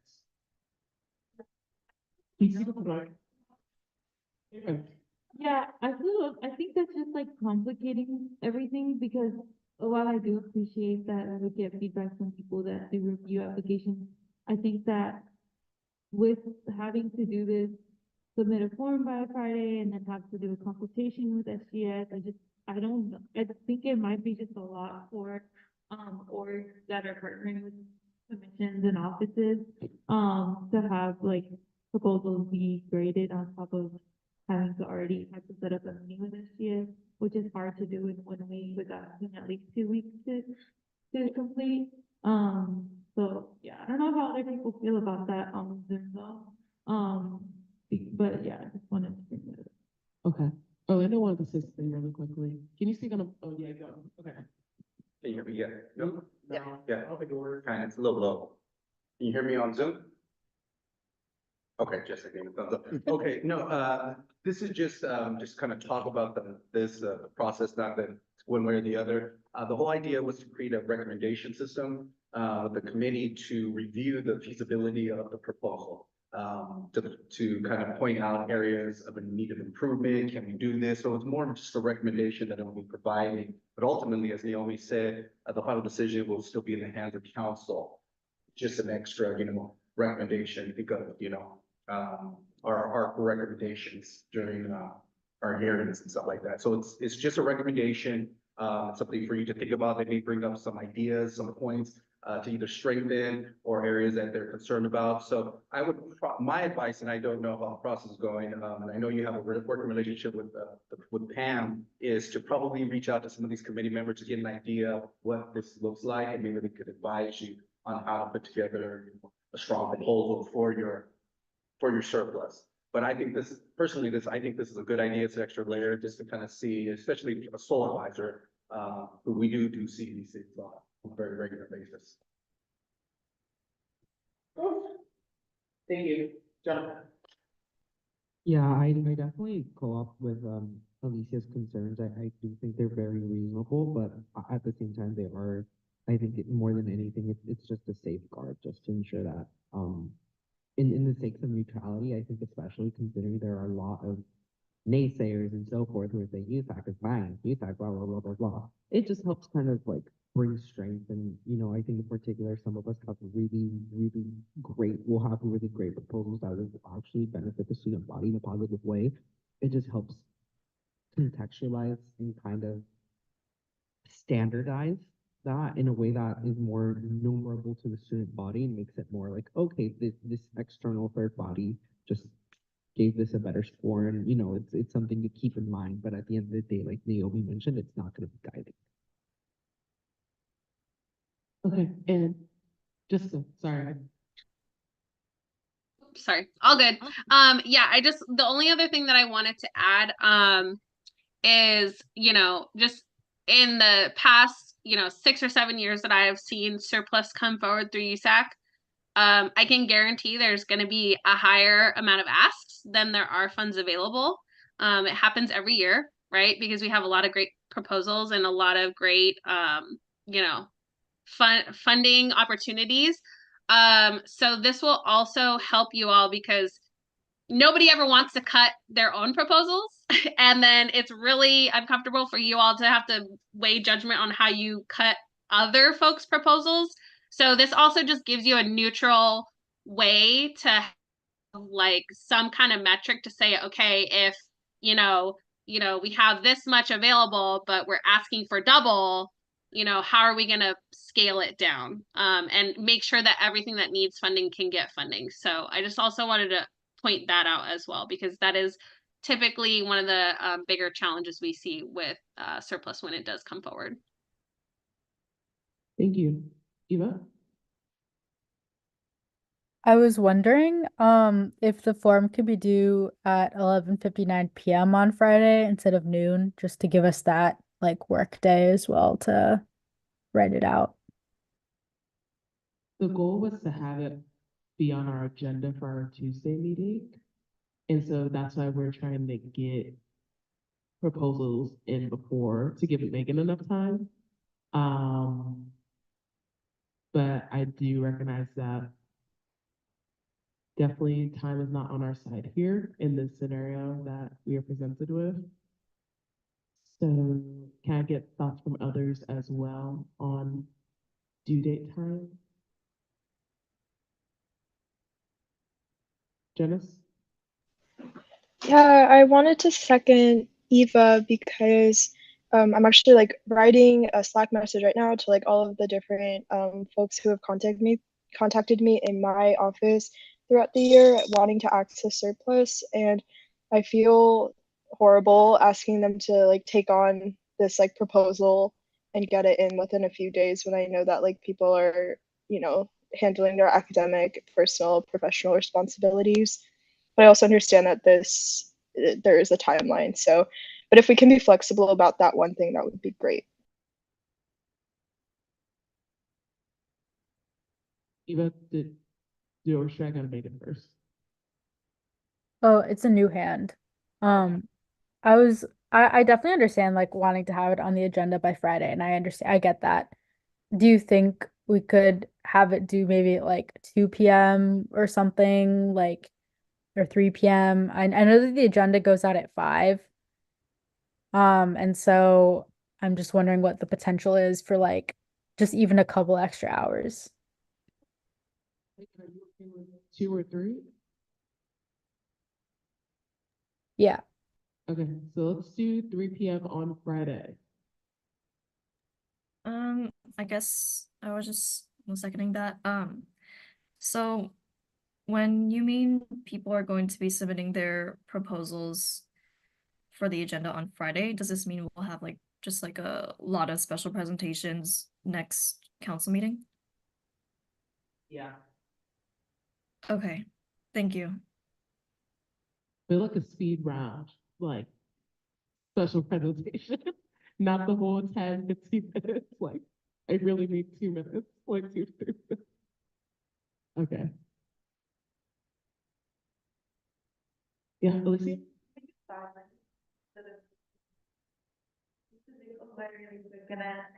I'm just worried. I'm just worried that if we do 2 to 3 minutes, like students might not be able to,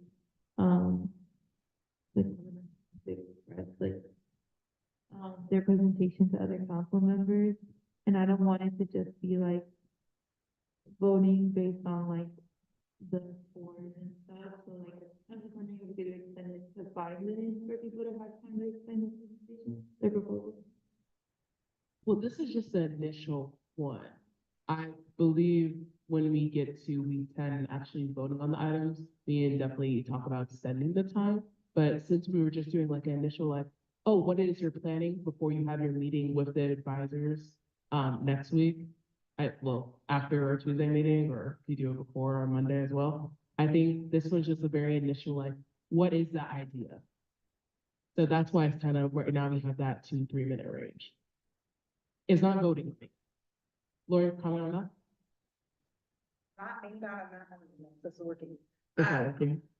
At what point will we be able to see links to presentations? Links to presentation? Yeah, like, are we gonna get to see proposals before, or is it just they're giving it in the middle? Like, we don't get to see anything beforehand. I don't know what you're saying. Like, if we vote on it in week 9, it would have to be on the agenda. I mean, if we vote on it in week 10, it would have to be on the agenda in week 9, president. There'd be an opportunity for early review versus at the moment to vote on. In other words, can we get it maybe 24 hours in advance to have a chance to review the proposals before we vote on them versus just presenting them and then voting on them? So if we're voting on it in week 10, it should be on the agenda on the Friday of week 9. Oh, okay, so then the links will be on the agenda. Yeah, Oh, like it has to. Okay. Sorry. No, you're fine. It has to. Sorry. Janice?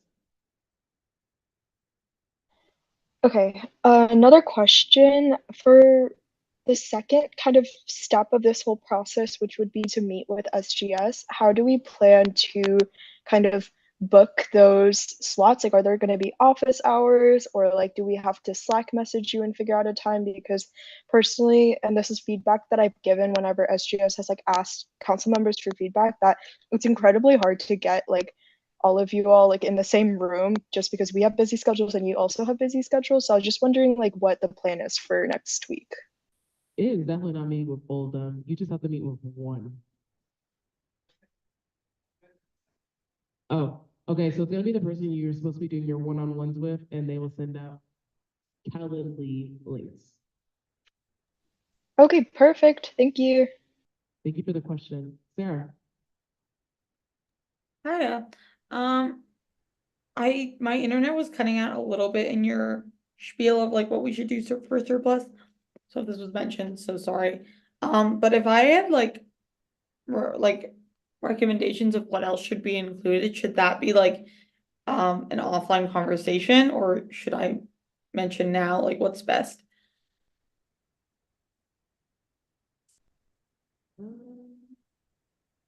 Honestly,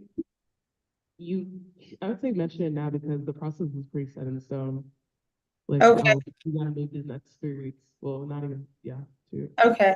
I 3 just days. like no. Yeah. I was just wondering if it's possible at all for surplus proposal, and if you already said this, then I'm being redundant. But to include like invoices and like stuff like that, because we didn't ask for that in the past, but I think that could be helpful going. Some form, I believe, to submit your detailed budget. Oh, are you saying invoices like after they get the money? Sorry, say that again? So you mean invoices like for on a proposal itself, right? Yes. Yes, so on that form, there is a space to add the supporting documents asking for the detailed budget, right, Fernando? Yeah, Okay, it's fine. Perfect. Thank you. okay.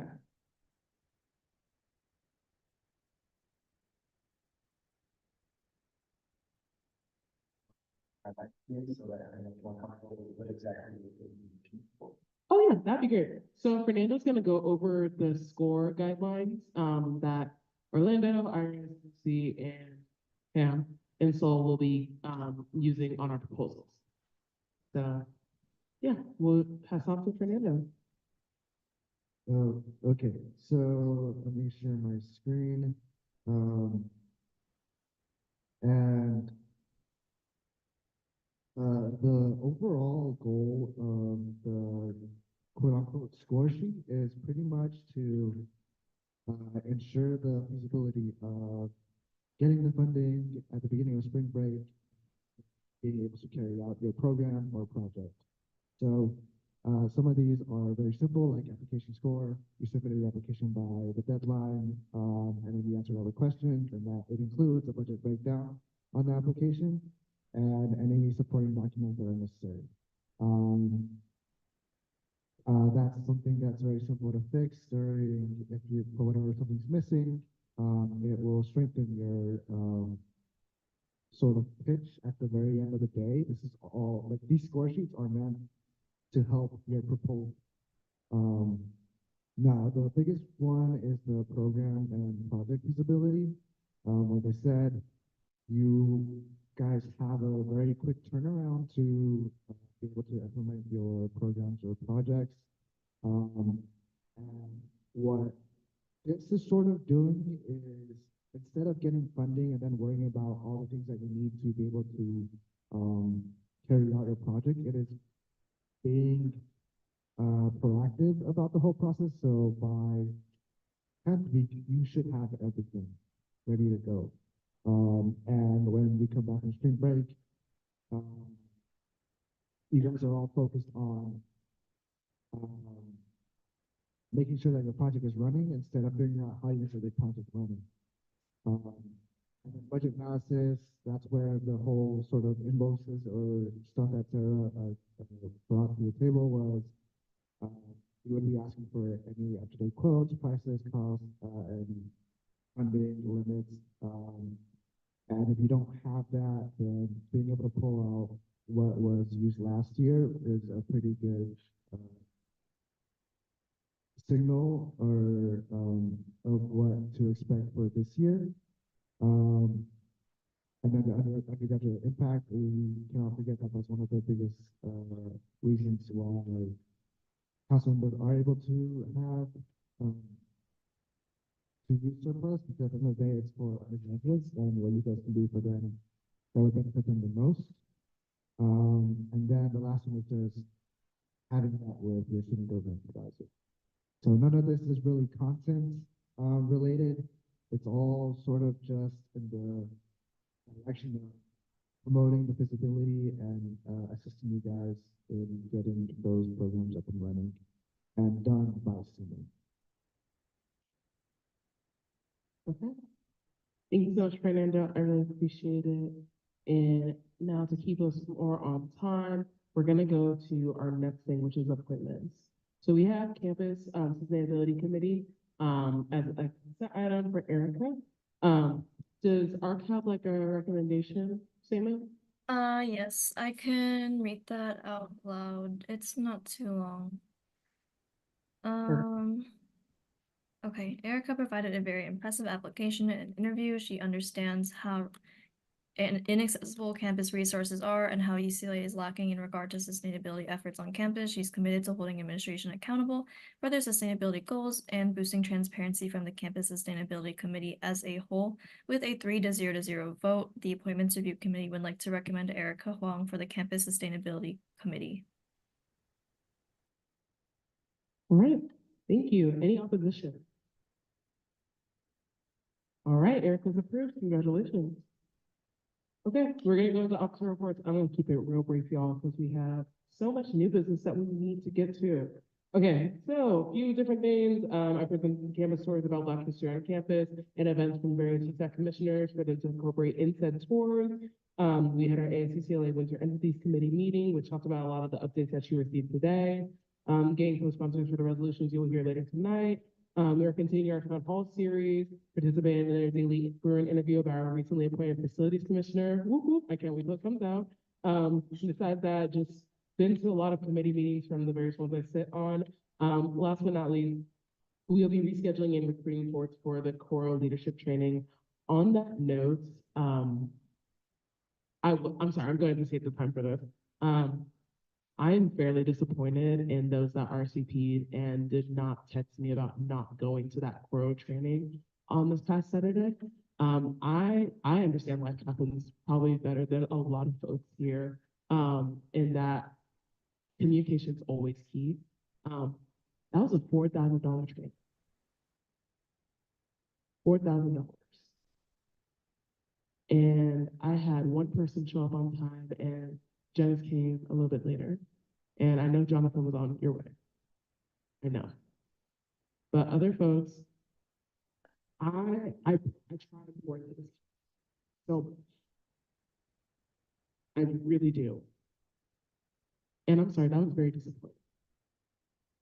And so I'll be looking into rescheduling. I'll be looking into hosting the choral training, but it'll be a whole new RSVP. So if you RSVP'd originally, consider that wiped, and will be a whole new forum.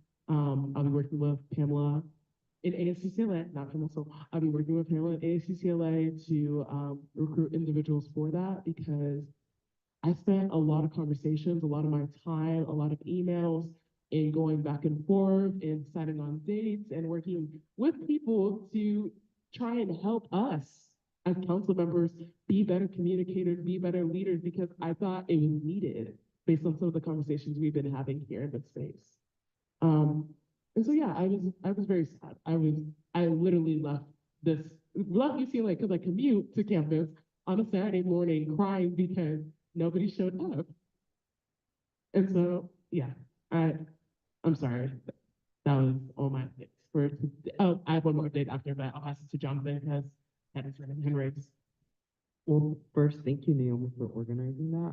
I just wanted to say, I think in particular, especially with the $4,000 invoice that's coming from that, if you ran on a platform about fiscal transparency, fiscal clarity, how are you going to explain to the student body that $4,000 was basically potentially wasted because you didn't show up to an event that you RSVP'd for? Council members in particular, keep that in mind. If you ran on any sort of transparency, I hope you were coming up with a really good excuse for the student body to explain how potentially $4,000 was wasted. And I truly appreciate and admire your efforts and your strength that you've had this past year in council in the LB, so I just wanted to shout you out for that as well. Thank you. Okay, last but not least, my final update for today is I, as the USAC student body president, am officially vetoing the TSR restricted, the general representative 3 disability restricted, and then general representative 3 ASU allocation restricted from the 2023, well, 2022, 2023. Oh, actually, sorry, that was this year, so 2023, 2024. Vote that was carried on in the beginning of our terms. I don't really need to explain, but I will give context to that. Unfortunately, with the ASU program, it was supposed to be conducted over that summer. That summer is long gone at this point. And so unfortunately, those things will not be able to carry out. And also during summer allocations, which you will also hear from your advisors if you are trying to do anything in the summer, it's very hard to do because not many people are here during summer in order to allocate funds to and to run a program during that time. As for the restricted from our transfer student representative, that 30K, unfortunately right now, we do not have the same TSR to carry out those specific projects. In my updates, as you can see in my written report, we have finally narrowed down the candidates that will be reviewed by ARC this soon. So I appreciate Megan and the rest of ARC that will be doing that. It was very tough application. I'm not gonna lie, there was over, I believe, 18 applicants. And so it definitely took me some time. So I do apologize on that. I had some other things on my plate this week. So we will finally getting that. And then for the general representative 3 restricted, unfortunately, if the council member is no longer on this council that is doing the proposal, it's hard to pass that on to the next person, especially if they have different initiatives and different goals. So happy for that money to go back into a pool that people can use on to carry out initiatives in spring. And if it's not used in another council later on, week 6 in spring quarter, can use the money for in the future for different things. So that money is not gonna just disappear in thin air. It's gonna go back into this pool that we have. And that goes with all the rest of them as well. Thank you. Now we're gonna be passing it off to Megan. Okay, the appointments review committee has conducted no interviews, but we do have one for ASU Communications Board tomorrow. So if you have any questions you would like to ask for that, please let me know. And then I think this Friday we are interviewing 4 people for the transfer student representative position. Again, please let me know if you have any specific questions you would like a member of ARC to ask. We hosted our admin meet and greet last week. I had Sherry attend the ASU entities meeting last week as well. And then last week we also had the True Bruins Raise Award ceremony that we co-hosted with GSA and Case Management in the Krakow Grand Salon. So thank you everyone for attending those events. And also we had a funding workshop yesterday and it will be posted on the IVP Instagram very soon. We had a emergency CRC meeting today. I'm currently working on a few bylaw changes and resolutions. So we are doing that. I have my committee updates on the written report. I'm meeting with student media this Friday to recap the off-campus housing fair and any future plans. One of my committees did release a survey about course material costs because she sits on the Brew and Learn working group. So please fill that out and share it with other people on your social medias. We do have a partnership event with Jonathan, GR3, with the Career Center to host a professional headshot day on Monday, March 4th from 2 to 5 p.m. We're using like the new photo booth, professional headshot photo booth, and it's located at the Career Center. So please come with us on Monday. And then that's it.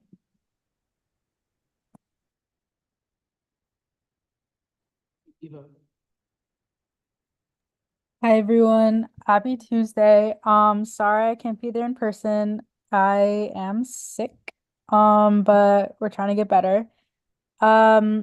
Most of it's on the written agenda. But we're just meeting. We had sorry, I like don't even know what to say. We had Latina Lobby Day today. So I think we had about 10 to 15 reps from UCLA go attend, and we had about five or six in-person lobby meetings. And we are scheduling a lot of others upcoming. We're meeting with a bunch of local LA reps in the near future, scheduled with the in-district like the in-district offices, in addition to just scheduling our meetings for the student lobby conference taking place in March. So we have about like 6 out of the 15 that we're hoping to schedule confirmed. So that's really exciting. And we had our orientation for Lobby Corps on Friday. So we'll be finalizing the attendees for the student lobby conference tomorrow, I think, and sending out emails. Also there's going to be a wait list for that just because we have so many applicants. And I also just wanted to shout out that bag applications are open and due on Friday, I think next Friday, for the the upcoming cycle. And I think everything else is on my written report. Thank you. Katie? Hi everyone. Sorry, I also couldn't be there in person. I also am sick. So watch out. Definitely make sure that you stay healthy. So this coming week we're hosting a financial literacy night tomorrow at 6 p.m. With the Club Money Think. So if you guys want to learn more about how to do taxes, let me know. All the information's on our Instagram. And I think the rest is going to be on my written report, which I'll be linking soon. Thank you. Debbie, I know as a proxy, is there anything you want to share? Hi, everything's on the written report for this week. Thank you so much. I appreciate your time. All right, Jonathan. Hello. A pleasure to be here as always.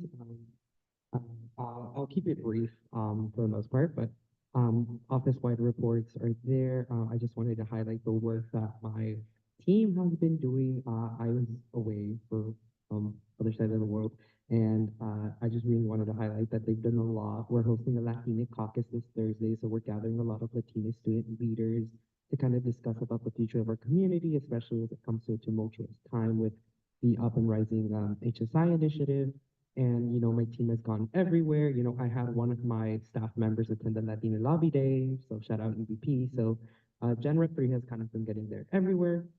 But more importantly, I'd have a statement that I'd like to state.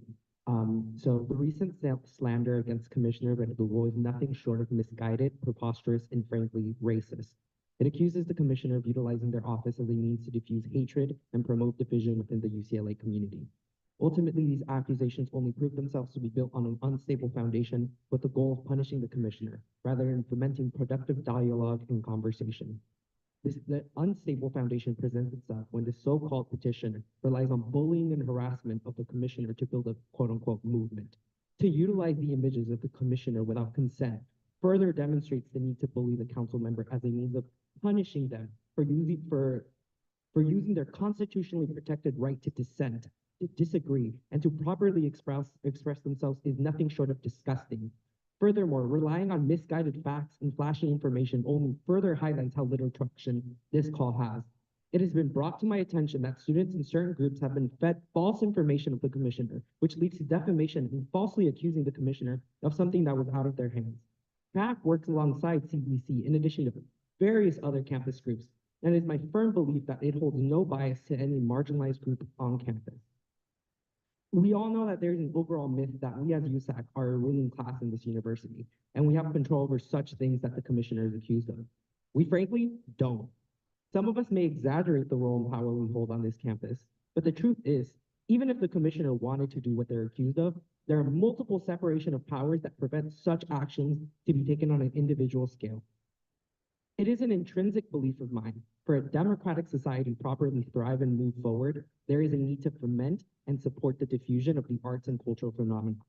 Commissioner Verdugo has been essential in achieving this mission on campus and fulfilling what is asked of them when elected by the student body into this position, not just this term, but the past term in which they've served. Furthermore, Commissioner Verdugo and myself are 2 of 14 council members, normally 15, and yet we represent approximately 23% of the student body. The Latina community is incredibly diverse and colorful, and the work that myself and Commissioner Verdugo have done has barely allowed us to properly represent our community. If such a preposterous goal is achieved as desired by this cluster of students, Latina students will further be undermined and underrepresented in yet another aspect of campus governance and policy. Once again, Latina students will find themselves never considered for their significance and impact on this campus. I ultimately call for all council members to immediately denounce this slander once and for all, so that we actually may move forward with the work that is remaining for the rest of our terms. If unity at the end of the day is the goal, as council members have previously mentioned, we shouldn't strive to divide our campus further, which is what is currently being done with this movement. Alicia, my solidarity stands with you firm. Thank you. Moving to Sujana. Oh, my bad. I forgot actually. Mason. Hi everyone. All my stuff is on the document. Thank you. Yeah. Hi. Honestly, I think yeah, it's mainly on the report as well. Yeah. Alicia. Can you pass the mic, Orlando?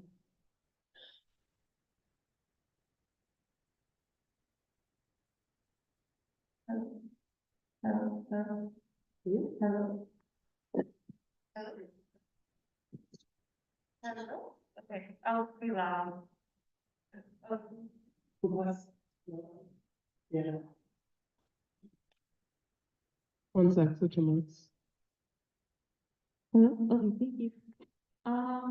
Okay. First, our fellow panelists for HIPAA coverage and HIPAA appreciation month wasn't able to happen this Monday because the management team for our guests was just not signing it and being really weird about the insurance, so we're working on rescheduling that. If we don't hear back by tomorrow on whether or not they still want to schedule, we'll move on and try to find someone else as quick as possible from the people we were talking to, all quarter long, that were interested in doing the event. So yeah, we're still working on getting that on its feet. Our Rock Noir event with tech concerts, is going to occur, Monday, March 11th. And that's thanks to CJS and making that possible. We got our funding for that. So we're just working out, the offer letter now that we have secured the venue, which will be on the Arts Center patio, which is a venue we've never done before, which is very exciting.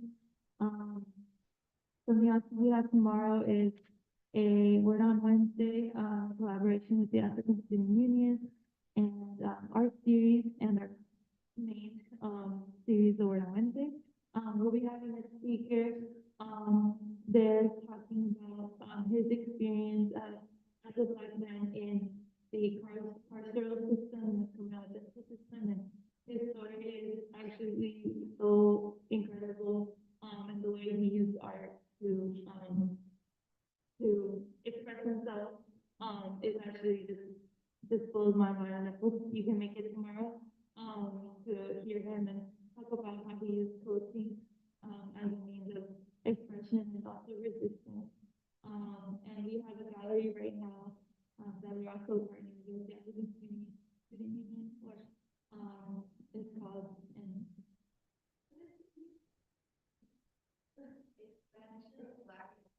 expansion of Black expression. That's my joke, guys. The word that. Other than that, we are working to reschedule our Korea night, which was supposed to happen this Sunday or 31. That's Friday, yeah. We couldn't get wrong numbers, so we're working on making that happen next quarter. We also met with the Caribbean Student Association, Black Ethnic Weekend, and their advisor, Cindy, to discuss logistics of carnival and like how we're gonna make it happen. But sponsors is working more closer, and we're working on doing a circles application for that because it would be the first carnival that UCLA ever has. So we're very excited. CSA is a new student group, so very, very happy. We also met last week with Lori Pam, ACPLA, Pam Ryder, not Pam, and we worked on, discussing like funding for JARA, venue costs and different things, ticket costs, et cetera, just as a first meeting, and we'll be meeting again after, surplus allocation, to discuss steps moving forward, but our team is also working on finalizing offer letters, not sending them out, just working on writing them out. We also have, explosions next week. We got one of our offer letters signed, so we're very excited about that. One of them, and hopefully will be done by Thursday. And the last one, we're working with that one because we want more money. We're like, no, we don't have it. So that'll be March 8th. That will conclude, hip hop Hungry, but depending on, when we reschedule from the penalty.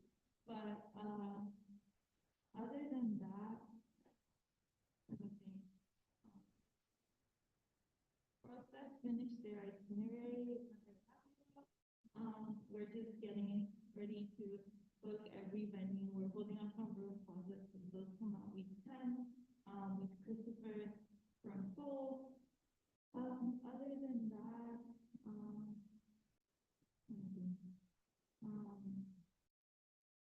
yeah, I just wanted to ask, ACCLA if there are any, resources on like the graphs that I've been facing online, and anything that I can do to like, just protect myself. So yeah, you guys can just reach out to me. I just don't know if there's anything available online type cyberbullying and stuff. So yeah, and I just want to say thank you to Jonathan for saying that. It means a lot. And yeah, thank you. That's all for me. Thank you. And yeah, we can definitely get some resources to, sorry, going to that. Let's go to Noelle. Hi, everyone. Also sorry that I couldn't be there in person today. Just a reminder that primaries are coming up. Linked in my officer report are some information on like where and how to vote, as well as some information on the HLA measure. If you are registered to vote in LA County, you should definitely vote yes on the HLA measure because it'll hold LA accountable to, improving accessible infrastructure. Additionally, USAC has released their space applications, as I've been reminding y'all every week. The deadline is March 15th, 2024. Council members, we don't need to fill out those applications again, but we will be approving space allocations after that. Along those lines, USAC is still hiring committee members for 1- and 2-year terms, so please advertise those widely. They are stipended. Really need a couple people in those positions so that our team can respond to applications quickly. Bruin Bazaar will also be holding a clothing swap event Wednesday of week 9. That's next week on from 11 a.m. to 2 p.m. So definitely come hang out, speak to some sustainability orgs and trades and clothes. The Environmental Justice Now team will be tabling at the Westwood Farmers Market this Thursday from 11 a.m. to 5 p.m. to also support the HLA measure. And next week on Wednesday, March 6th from 6 to 8 p.m., there will be a virtual Santa Monica Big Blue Bus public workshop. Basically, Big Blue Bus will be using all of this public input to enhance transit service for riders in Santa Monica and West LA. Highly encourage anyone who's free to register for the webinar using the link in my officer report. There will also be an in-person workshop the next day, Thursday, March 7th, 5:30 to 7:30 p.m. And you can also register for the workshop using those links. Last thing, next Wednesday, March 6th, 5 p.m., STC for All will be holding a virtual presentation with an overview of Metro's plans of STC, similar to kind of all the information that you've presented us. It would be great if you all can also share that information. I can also drop a message in the Slack. The rest of the information is in my officer report. Thank you. Thank you. Okay, now we're gonna go to Sarah. Everything's in the report. Hey, Janice?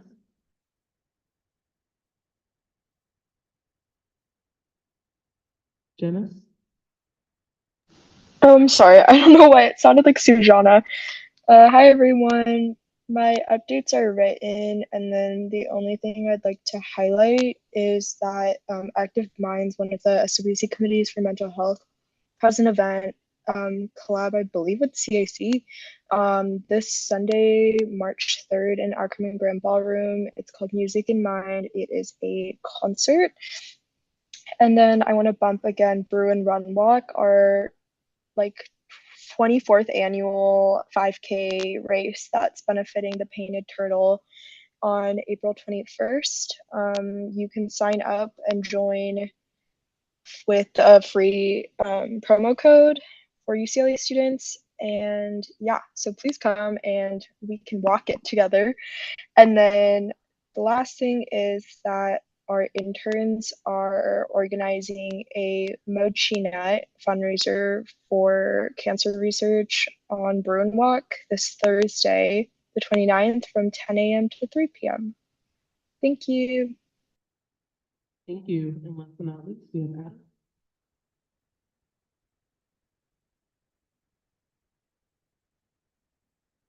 Adam. Sorry, it was laggy. Everything's written for me. Okay.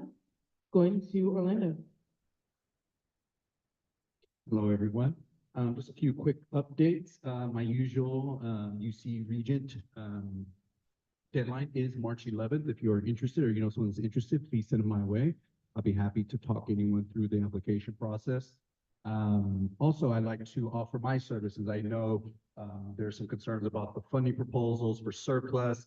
If any of you would like, I know you're meeting with ASUCLA advisors, and I think that's a great idea, but my services are also available if anyone wants to reach out to me. I've been doing this for about 12 years, so I do these funds. I think my groups have a success rate, a high success rate. So if you want to, you can always come to me and I can help you, you know, put together strategy, putting your proposal together.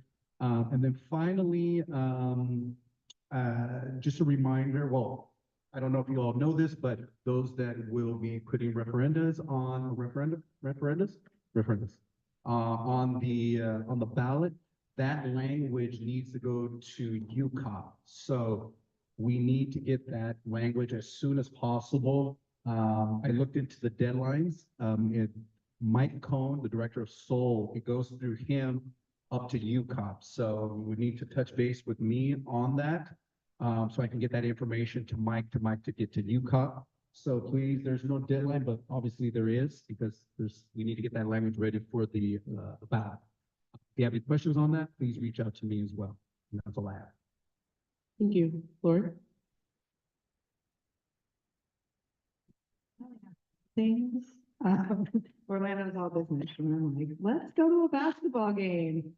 I've gotten 2 responses for the last men's home game. So just let me know by next week if you want to go. I will get you tickets. I'm in that game.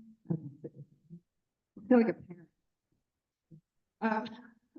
And then we're open for spring for recreation spaces. So if you need midterms, spot outside to pass out your goodies, all that good stuff, you got to request a space.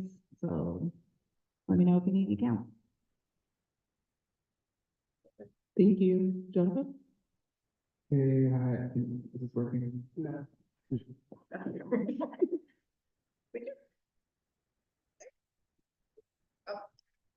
Hey, hi, hello. Happy Tuesday.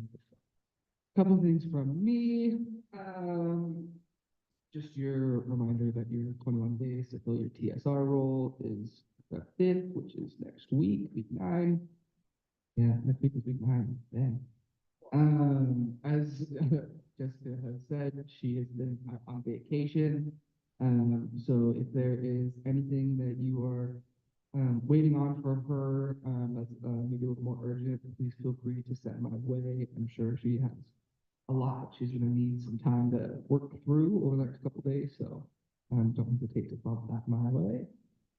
If any council member is interested in being a part of the Green Events Initiative that Elliot talked about for ASUCLA, please connect with Pamela, this one over here. She would love student input and student initiative on that. Other updates about events. great to hear everyone about voting, agreed, make your voice heard. If you're interested in voting on campus, we'll have an LA County 4-day vote center in the Bruin Reception Room, which is on the second floor of this current building, starting on Saturday through Election Day on Tuesday. So that'll be Saturday through Monday, 10 a.m. to 7 p.m., and Election Day Tuesday, 7 a.m. to 8 p.m. Vote early to avoid the lines. If you signed up for the lottery for 417, you should have already received your appointment date and time for that. If you did not, please connect with the events team or myself. And the general meeting room lottery email to signatories has gone out with dates and times to sign up, and that lottery will occur week 9. The last thing I have is we are instituting a new policy in regard to contracting. So if we have not received anything from you, if essentially within a week of the event, it will be an automatic denial. So we need your offer letters. In preference, at least a month ahead would really be my love and my goal. 3 to 2 weeks before is like a good old sad face from me, and maybe not will be prioritized because we have a lot going on as always. But if it is within a week of the event, it's going to be an automatic no, Pamela will not sign. So please be planning your events early, particularly when it comes to contracting. There's a lot of things that can go wrong, and a lot of things that can take it really long. So please let your directors know if they work on contracting as well about that, because it will be enforced as of now. And that's all I've got. Have a good week. Janice asked if there's a link to the Green Events Initiative. I think just email Pamela, Janice, and yeah, or pass it on Pamela's email to SWC. Okay. So we don't have any old business, so now we'll go into new business. We're starting up our election code, and then we'll be getting to our resolutions later on the agenda. So let's go ahead and get started with the election code change. Article 5, Section 512A. Yeah. I am promoting Milan. Okay, hi everyone. I hope you all are doing well. Yeah, I have a couple things on the agenda. I'm back. Luckily, we were able to get like the elections packets and stuff. But first, let me pull up the elections code change that I wanted to propose around this time. Thank you so much to CRC and Megan for like pushing this through so that this can be voted on. Can I share my screen? Is that possible? Oh yeah. Okay. Okay, so this is the code change for the elections code that I wanted to pass through. The main thing is in Article 5. In the elections code, I don't know if last year's election cycle ran only 50 signatures, but it wasn't changed in the code. So I saw that and I decided to change it because we are running on a very, very tight schedule. And I don't think it's very accessible for students to try and get 100 signatures within the span of 2 weeks and then also fill out the candidate packet. So I'm changing it to 50, which was what it was last year, but was never reflected in the code. So that's the elections code change. Do I read it out or have you all had a chance to take a look? Is there the vote on there? Or can I be updated with the vote? Oh, sorry. CRC votes All right, 3-0. awesome. I don't know if.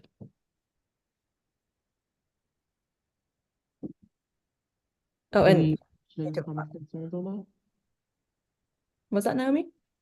I was asking council members if there's any comments, questions, concerns on that. Okay, cool. Can we get a motion? I move to approve the USAC bylaw change. Oh wait, I need to motion to suspend the bylaw that requires like first readings for every single bylaw change. Okay. I need to cite a specific bylaw, like USAC bylaw. Okay, I motion to suspend USAC bylaw Article 6, Section A7, for this bylaw change. You have a second? I second. Okay, make a motion, Jonathan seconds, all in favor, please raise your hand.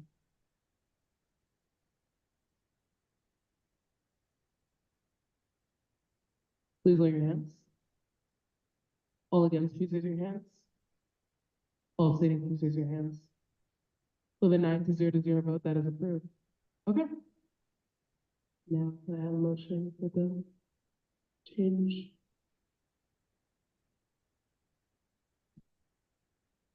I motion to apply the change to Article 5, Section 5.12.A.I. Second. All right, Jonathan motion, Sarah second, all in favor, please raise your hand. Please lower your hands. All against, please raise your hands. All abstain, please raise your hands. With a 10-0 vote, that is approved. Thank you. All right, now we'll go into the election calendar. Okay, perfect. So yeah, thank you so much for approving that. So now we can move on to elections calendar. I have I don't know, I think I sent it to council members that it should be linked on the agenda for you all to view, but I think the main points is that I'm trying to release like the elections packet tomorrow at 11:59 p.m. That gives candidates a 2-week period to fill out the elections packet and then also get their now 50 signatures. And it'll be due March 15th. As well as a bunch of other things. If there are going to be slates, that's when the slate registration forms are due, and then the slate filing forms, and then also any ballots are due March 15th. So that's a big date just to get elections started. And then after that, the candidate orientation meeting is April 4th. We have 2 times at 6 p.m. and then 10 p.m. I believe that's what it was last year to make it accessible for students. And then online campaigning will start April 10th. And then other than that, just campaigning, I added the leafleting days, which will be near the voting time. So it'll be Tuesday through Thursday from 1 to 4. Endorsements list will be due May 5th, and then voting will end May 10th at 2 p.m. So then we can have our Kirchhoff result announcement at 8 p.m. So if you all, let me know if you all have any like changes to the elections calendar, but I thought this would just be best. And it stays on track with elections in the previous years. Like this is how the calendar looked like, minus just the release of the candidate packets a little later than usual. Okay, thank you so much. Eva, go ahead and then I'll go. Do you know when the e-board website's going to be fixed, like relative to this calendar? Yeah, so the eBoard website, I am having so many issues with that. I do have to apologize to council and everything on like the elections board website and Instagram. I cannot, like for the life of me, get into those things. So I might have to just rebuild the entire website again. I'm working with ASUCLA right now on that, but so far I'm locked out of it because it's connected to a number from a previous elections board person that I don't know who it is. I don't think it's Anna, and the previous elections board isn't responding to me. So we're trying to work that out as soon as possible. But for the candidate packets and like for the links of the candidate packets, I created a link tree. I think for all of the like links that candidates will need for now. But we're working right now to maybe integrate like these links onto the USAC website and then work on a whole new website to like advertise candidates. So that's definitely in the works. If I had access to the website, it would be up right now, but I'm kind of struggling with that. If anyone has any help yeah, but that's the update on that part. Yes, Like Megan. last year. Okay, Megan. It may be the past vice chair. So I will help you get in touch with her. Okay, that would be really good because I don't know how to rebuild a website. And yeah, that would be great. I'll text you, Megan. Okay. Sorry that I did not get to comment on the calendar earlier. I was traveling today, so this is kind of my second time looking at it briefly. I was wondering if it would be possible, I know it's not technically part of the election, but to add in the mandatory training dates that are going to be occurring at South Bay, just because Yeah, we can I add think that. that would be good for students to have in mind when applying. Okay, yeah. I can also add that to the calendar. It should also be reflected on the elections packet, which I'll present later, but yeah, it'll be May 31st through June 2nd. So I can definitely add that to the calendar. And then one other thing that I also want to get council members their thoughts on it. For me, it was pretty rough going from the election and then some meeting that Tuesday, council meeting, just because I didn't really have experience with the language of, okay, all in favor, blah, blah, blah. I think it would be good if that week is like our last meeting and they're shadowing us. So like if we put it on the elections calendar, like you're attending the council meeting that Tuesday, as they should, to shadow, and that's our last meeting as a 2023-2024 council. I Okay, want so to see other at thoughts that on time. that and what y'all think. I agree with that. I think for me in particular, if someone was coming in as like, I've been in the backbone of USAC for 3 years, but I never was in the front. I think that would be definitely great. I think frankly, just having the transition a week would be great just to ensure that like, because my transition, at least I don't know how it was for everyone else, but mine was just kind of like thrown into the wolves and I didn't know what I was doing until like fall. So I think it'd be good to at least have that week of like transition and like discussion and so forth, and like make an official like phase out day so that we mark that like this is the day that the 2024 USAC Council officially has, you know, fizzled out. Other thoughts on that? Are we cool with that idea?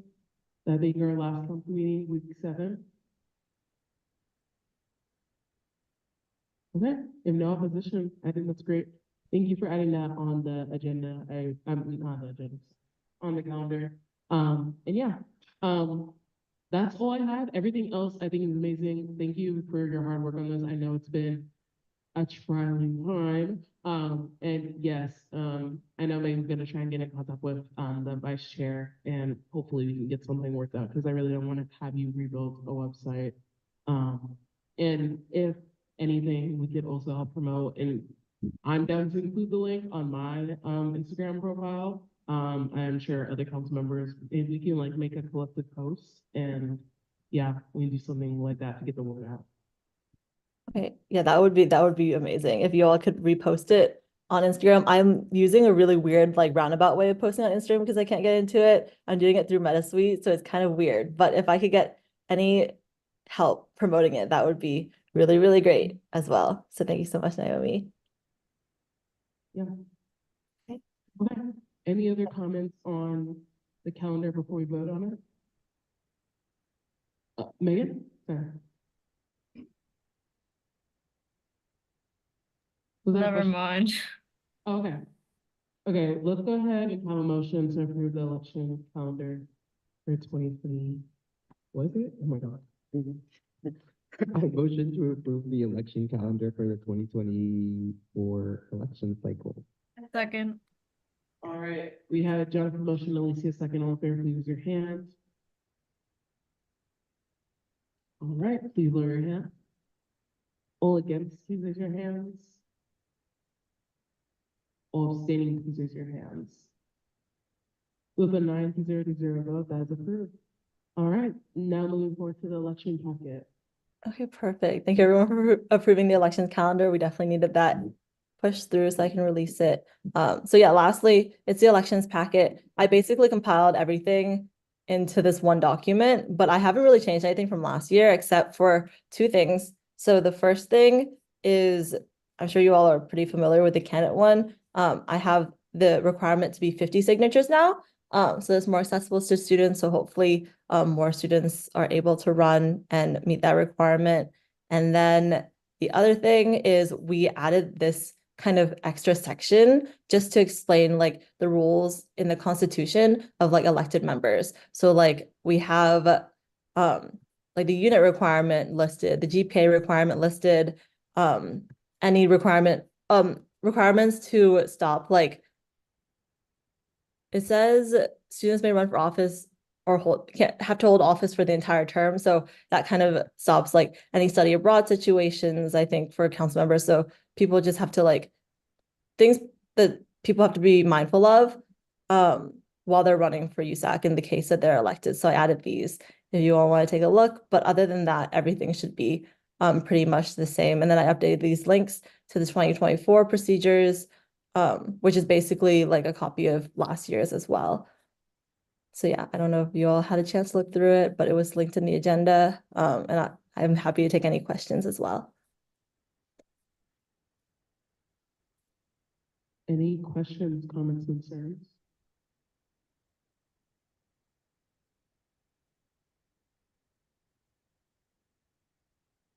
I don't have any. I looked through it. Yeah. All right. If there's no questions, can we get a motion? I move to approve the 2024 elections packet. Wait, wait, wait. Lauren has one thing that she wants to add before we motion. I don't have a microphone.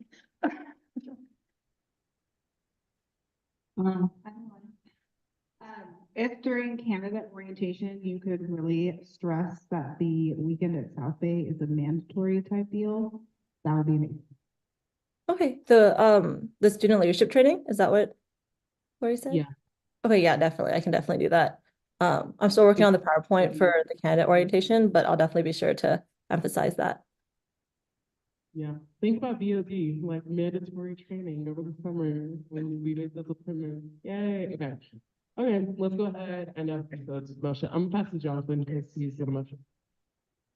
Motion to accept the election packet for the 2024 election cycle.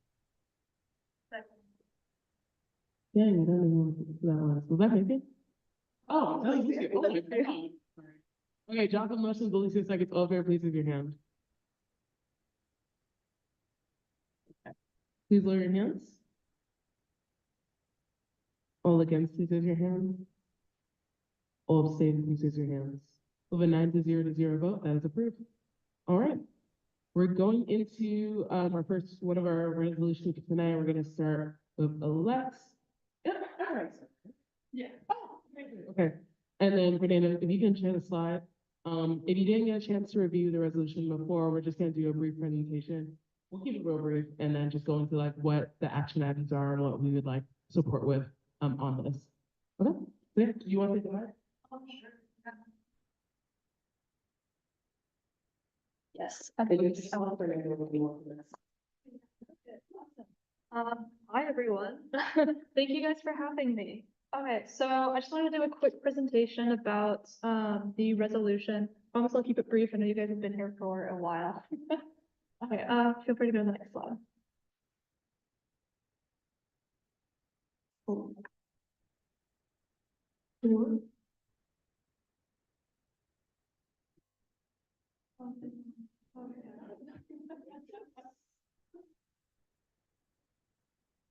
It is also totally fine if you just want to click the next slide without the presentation, but I'm also good at that. Oh. All right, cool. So, I broke down the resolution into a couple of sections just to make it easier to, like understand the different parts of why I wrote it. So the first part can be categorized as what is the background of homelessness, in California. California has the largest homeless population, in the United States. California also has a homeless population of 0.5%, compared to 5% in the UC systems, which is also the lowest rate of homelessness of any post-secondary system in California. The highest being 1 in 5 students of California community colleges. So can you go to the next slide? And then the background of prior assembly bills, there's just one. There was one that was introduced in 2019 that would only cover the California community colleges. It was shelved due to inactivity.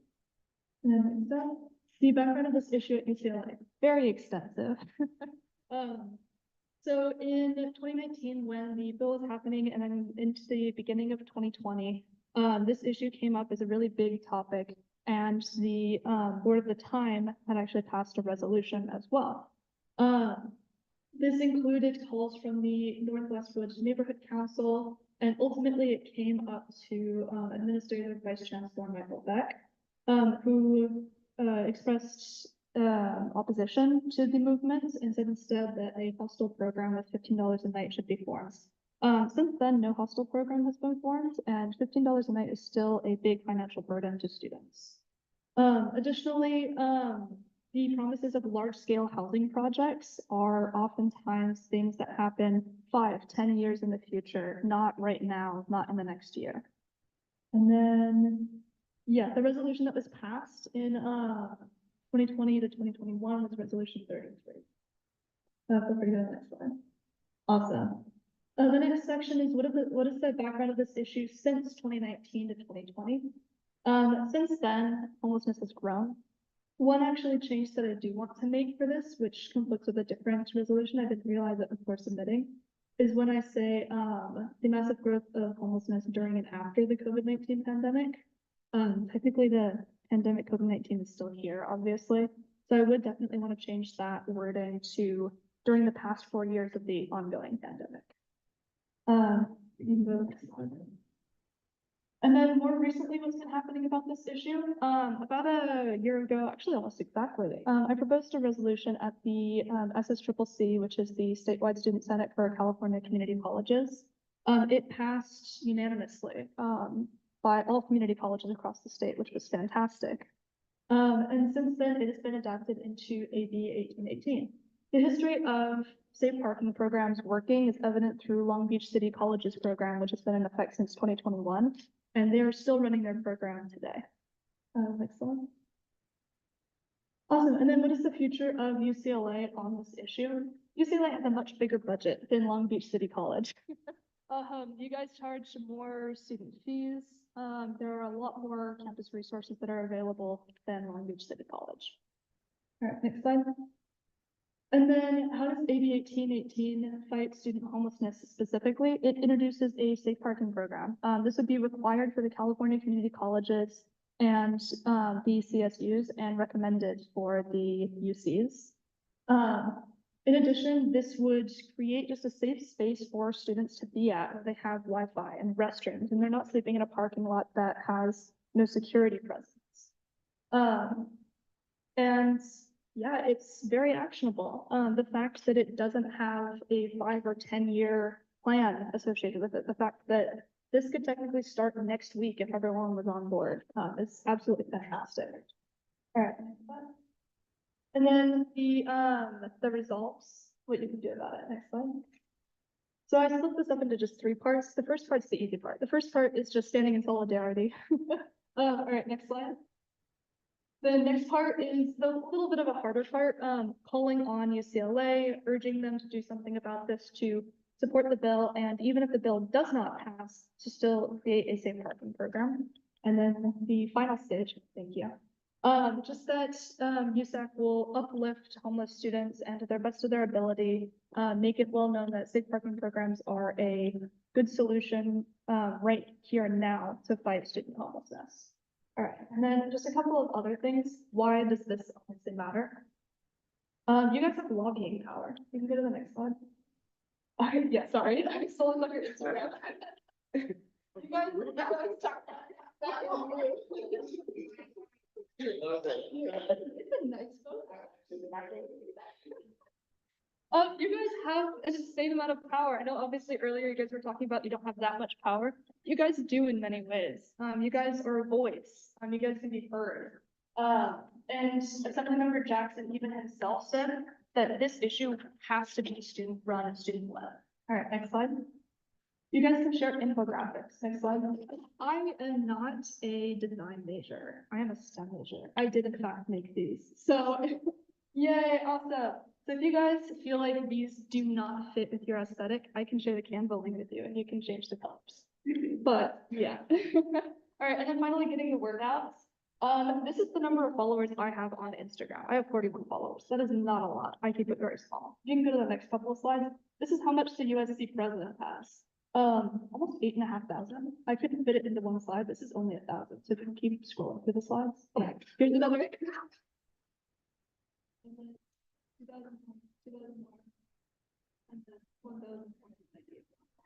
a lot more people than me. Yeah, good for you. All right, next slide. So yeah, you guys have the ability to reach students on a large scale, much larger than 41 people. And then yeah, next slide. So I urge you to support AB 1818 to fight student homelessness and this resolution. Thank you. Thank you so much. Okay. Oh, my bad. Yeah, thank you so much. I really appreciate it. And also, you were just in a Daily Bruin article, weren't you? Yeah, it was, yeah. So definitely check that out. I met oh my God, was it 2 weeks ago when I was heading up basketball tickets. We got to talking about this, and I'm glad to see putting it on our agenda. So this is something we'll be voting on tonight because I didn't know everyone's availability. I wanted to make sure everyone had the time to read the resolutions that we have on the table for tonight. And then next week we will be voting. I went ahead and made that edit change about the ongoing pandemic to change that wording. But if there's any other edits that you would like to see in the resolution, please let us know and we'll go ahead and do those edits so that when it comes to the agenda next week, we can go ahead and vote on it. But I thank you all for your time listening. And did anybody have any questions for Alette while she's here? Or going once, going twice? The last. Go ahead. No questions, but just thank you so much for this presentation. And I just want you to know that I like your graphic designs. Curious. Graphic design minor. Okay. Okay. Cool. All right. Thank you so much. I really do appreciate y'all's time. Now we'll be going to our next resolution. Okay. So we have here. Okay. Mary's promoted. Perfect. Mary, is anybody else getting promoted with you or? Okay. Yeah, perfect. it's Dro Hambarchian, DRO, and Misha Gurarian Hall. Misha's name is spelled Mischa.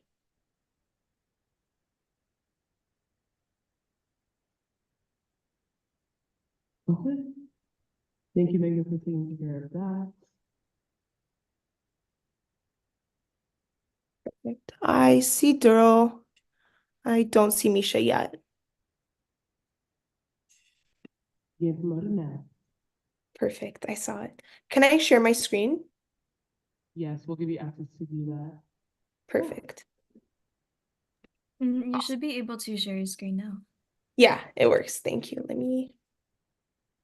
And the floor is yours whenever you're ready. Perfect. Okay.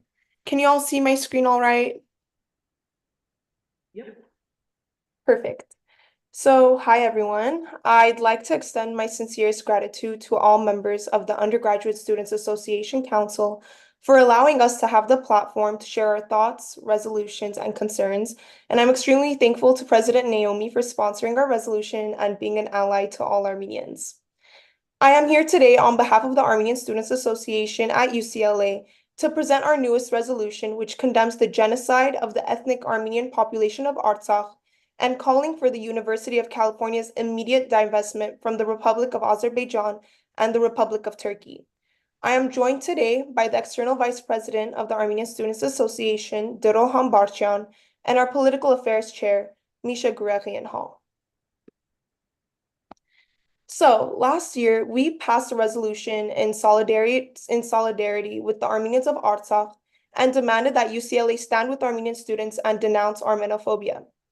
There were three major points that we wanted to highlight with this resolution. The first point was warning everyone that a humanitarian catastrophe is underway, with countless civilians unable to receive necessary treatment outside of Artsakh, where medical supplies are critically low. We also wanted to condemn intentionally using starvation of civilians as a method of warfare by depriving them of objects indispensable to their survival, including willfully holding relief supplies, which constitutes a war crime. Lastly, we wanted to make it known that democracy and human rights worldwide are at a grave risk, as authoritarian states like Azerbaijan have routinely subjected innocent civilians to aggression, isolation, and oppression. We forewarned the impending attack on Artsakh, the loss of our country, and the loss of our people. The world stayed silent, focusing on minute details while we lost everything. Armenians all over the world were affected profoundly by the loss of Artsakh, many of whom lost their loved ones, friends, and family. We resolved our resolution by asking USAC to stand in solidarity with Armenians and condemn discrimination on the basis of ethnic identity, ethnic cleansing, and military aggression. We asked for specialized CAPS counseling sessions, implementing concrete steps to prevent Armenophobic incidents on and outside of campus, and illuminate Royce Hall in consultation with the Armenian student community.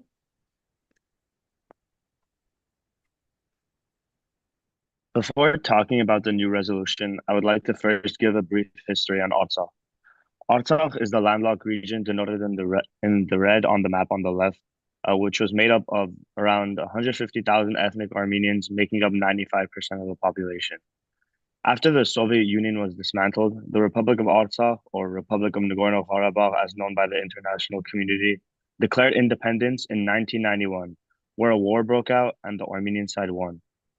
Thereafter, the Armenians in Artsakh lived relatively peacefully until a 4-day war broke out in 2016 and a full-scale war broke out in 2020 where Azerbaijan waged war against Artsakh and essentially assumed control of the region.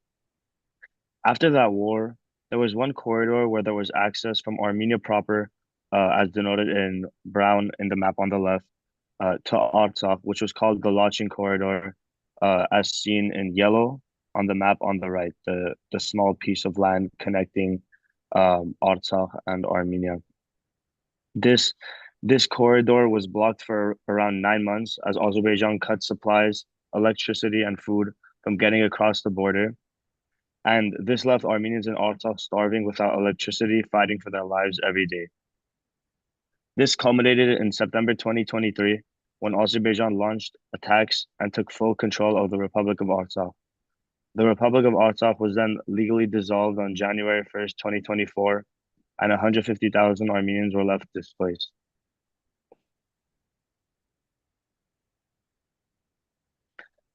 So the Republic of Artsakh was dissolved on the 1st of January of this year, meaning there is no more Republic of Artsakh. Residents of Artsakh who were starved, dehydrated, malnourished, and now face PTSD from what they suffered were forced to leave their ancestral homes, loved ones, schools, cemeteries, due to the dissolution of Artsakh, and the desecration of their homes, and the forced exile, which many people would now call the Second Armenian Genocide.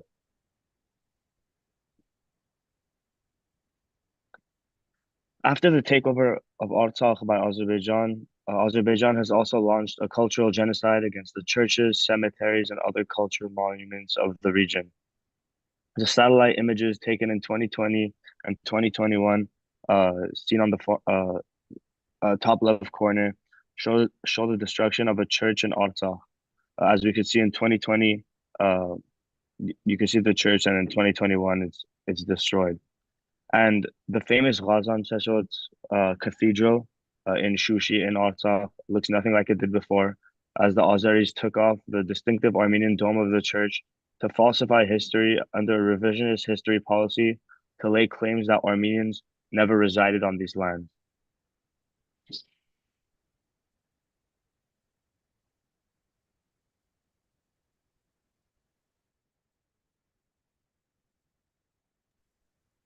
So now there was a ongoing cultural genocide. Artsakh was dissolved and there was forced exile.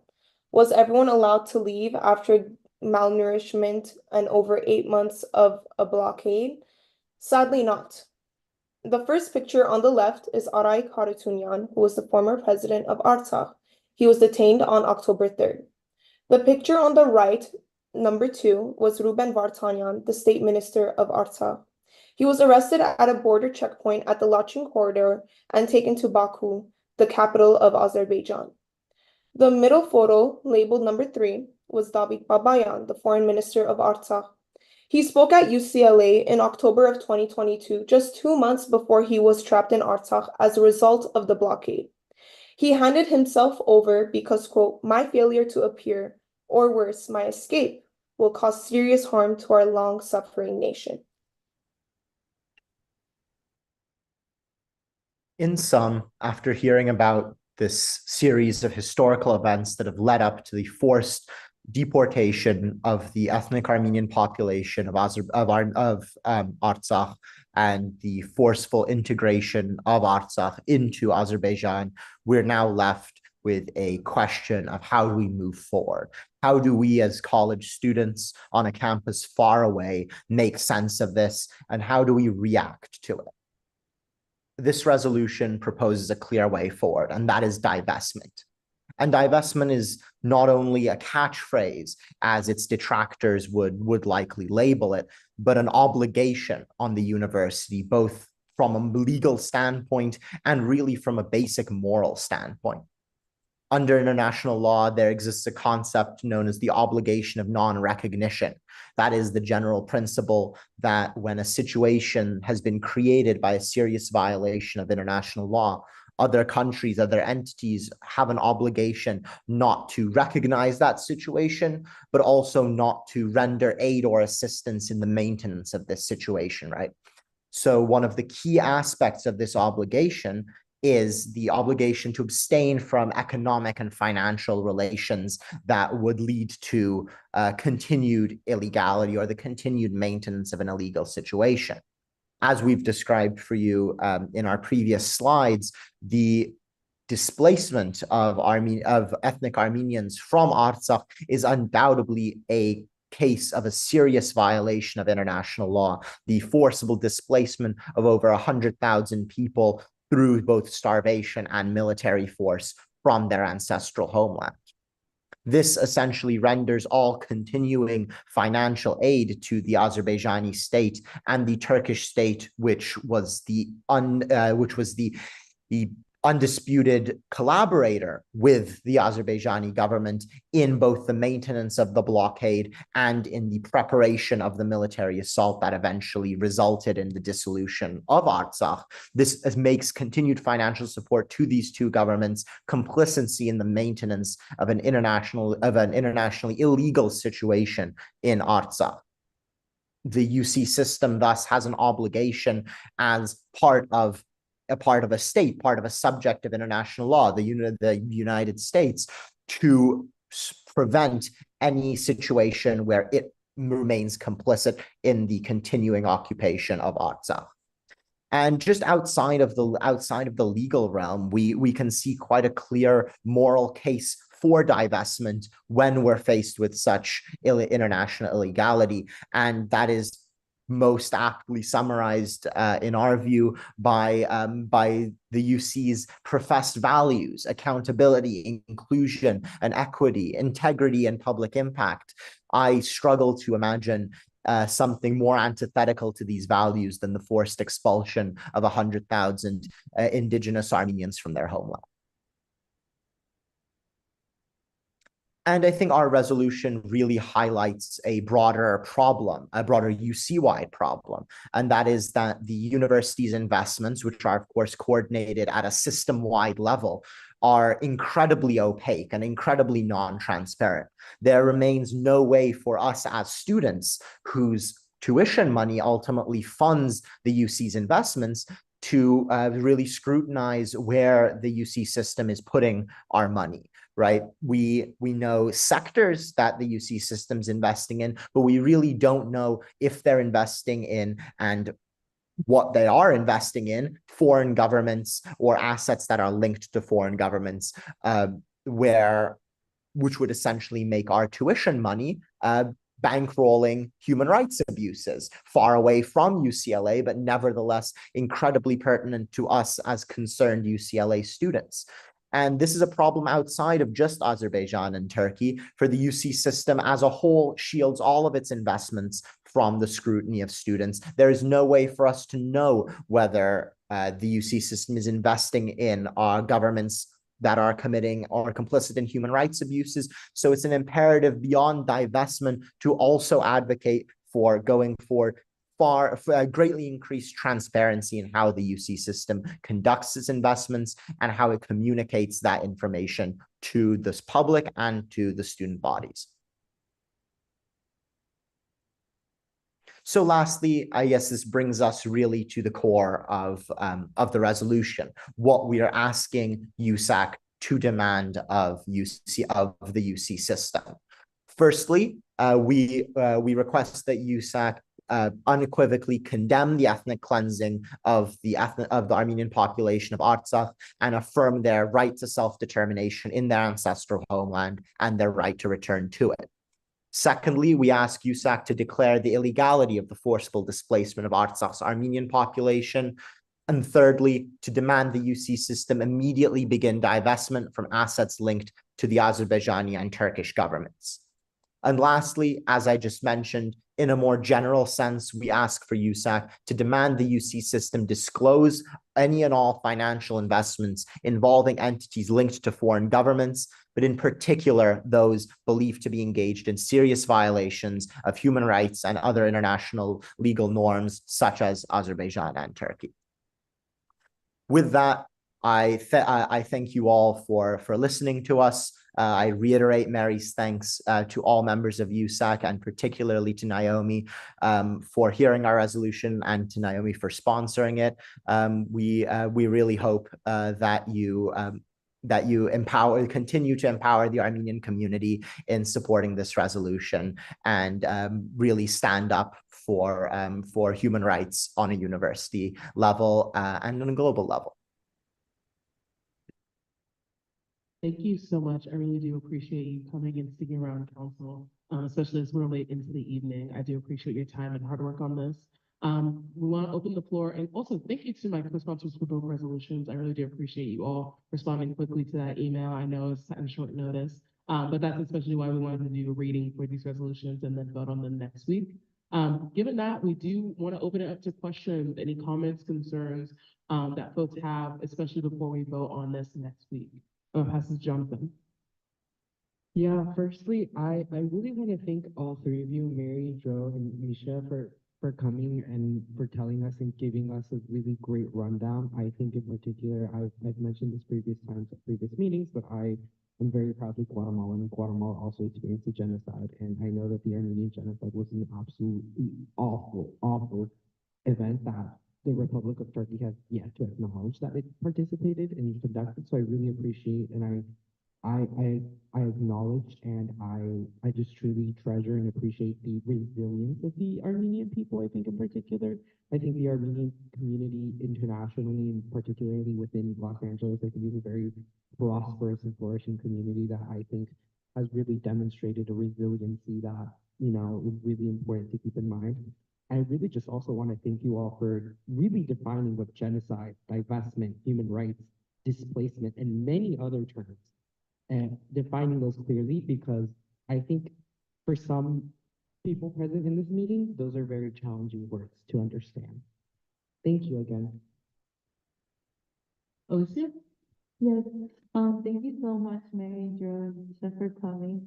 Misha, I remember meeting with you last quarter, and I want to send a follow-up to see how we can get events to showcase the Armenian flag on Work Hall. It's definitely possible if they can showcase the LGBTQ flag, so I'll definitely send a follow-up email to see about our event with ASA and CAF.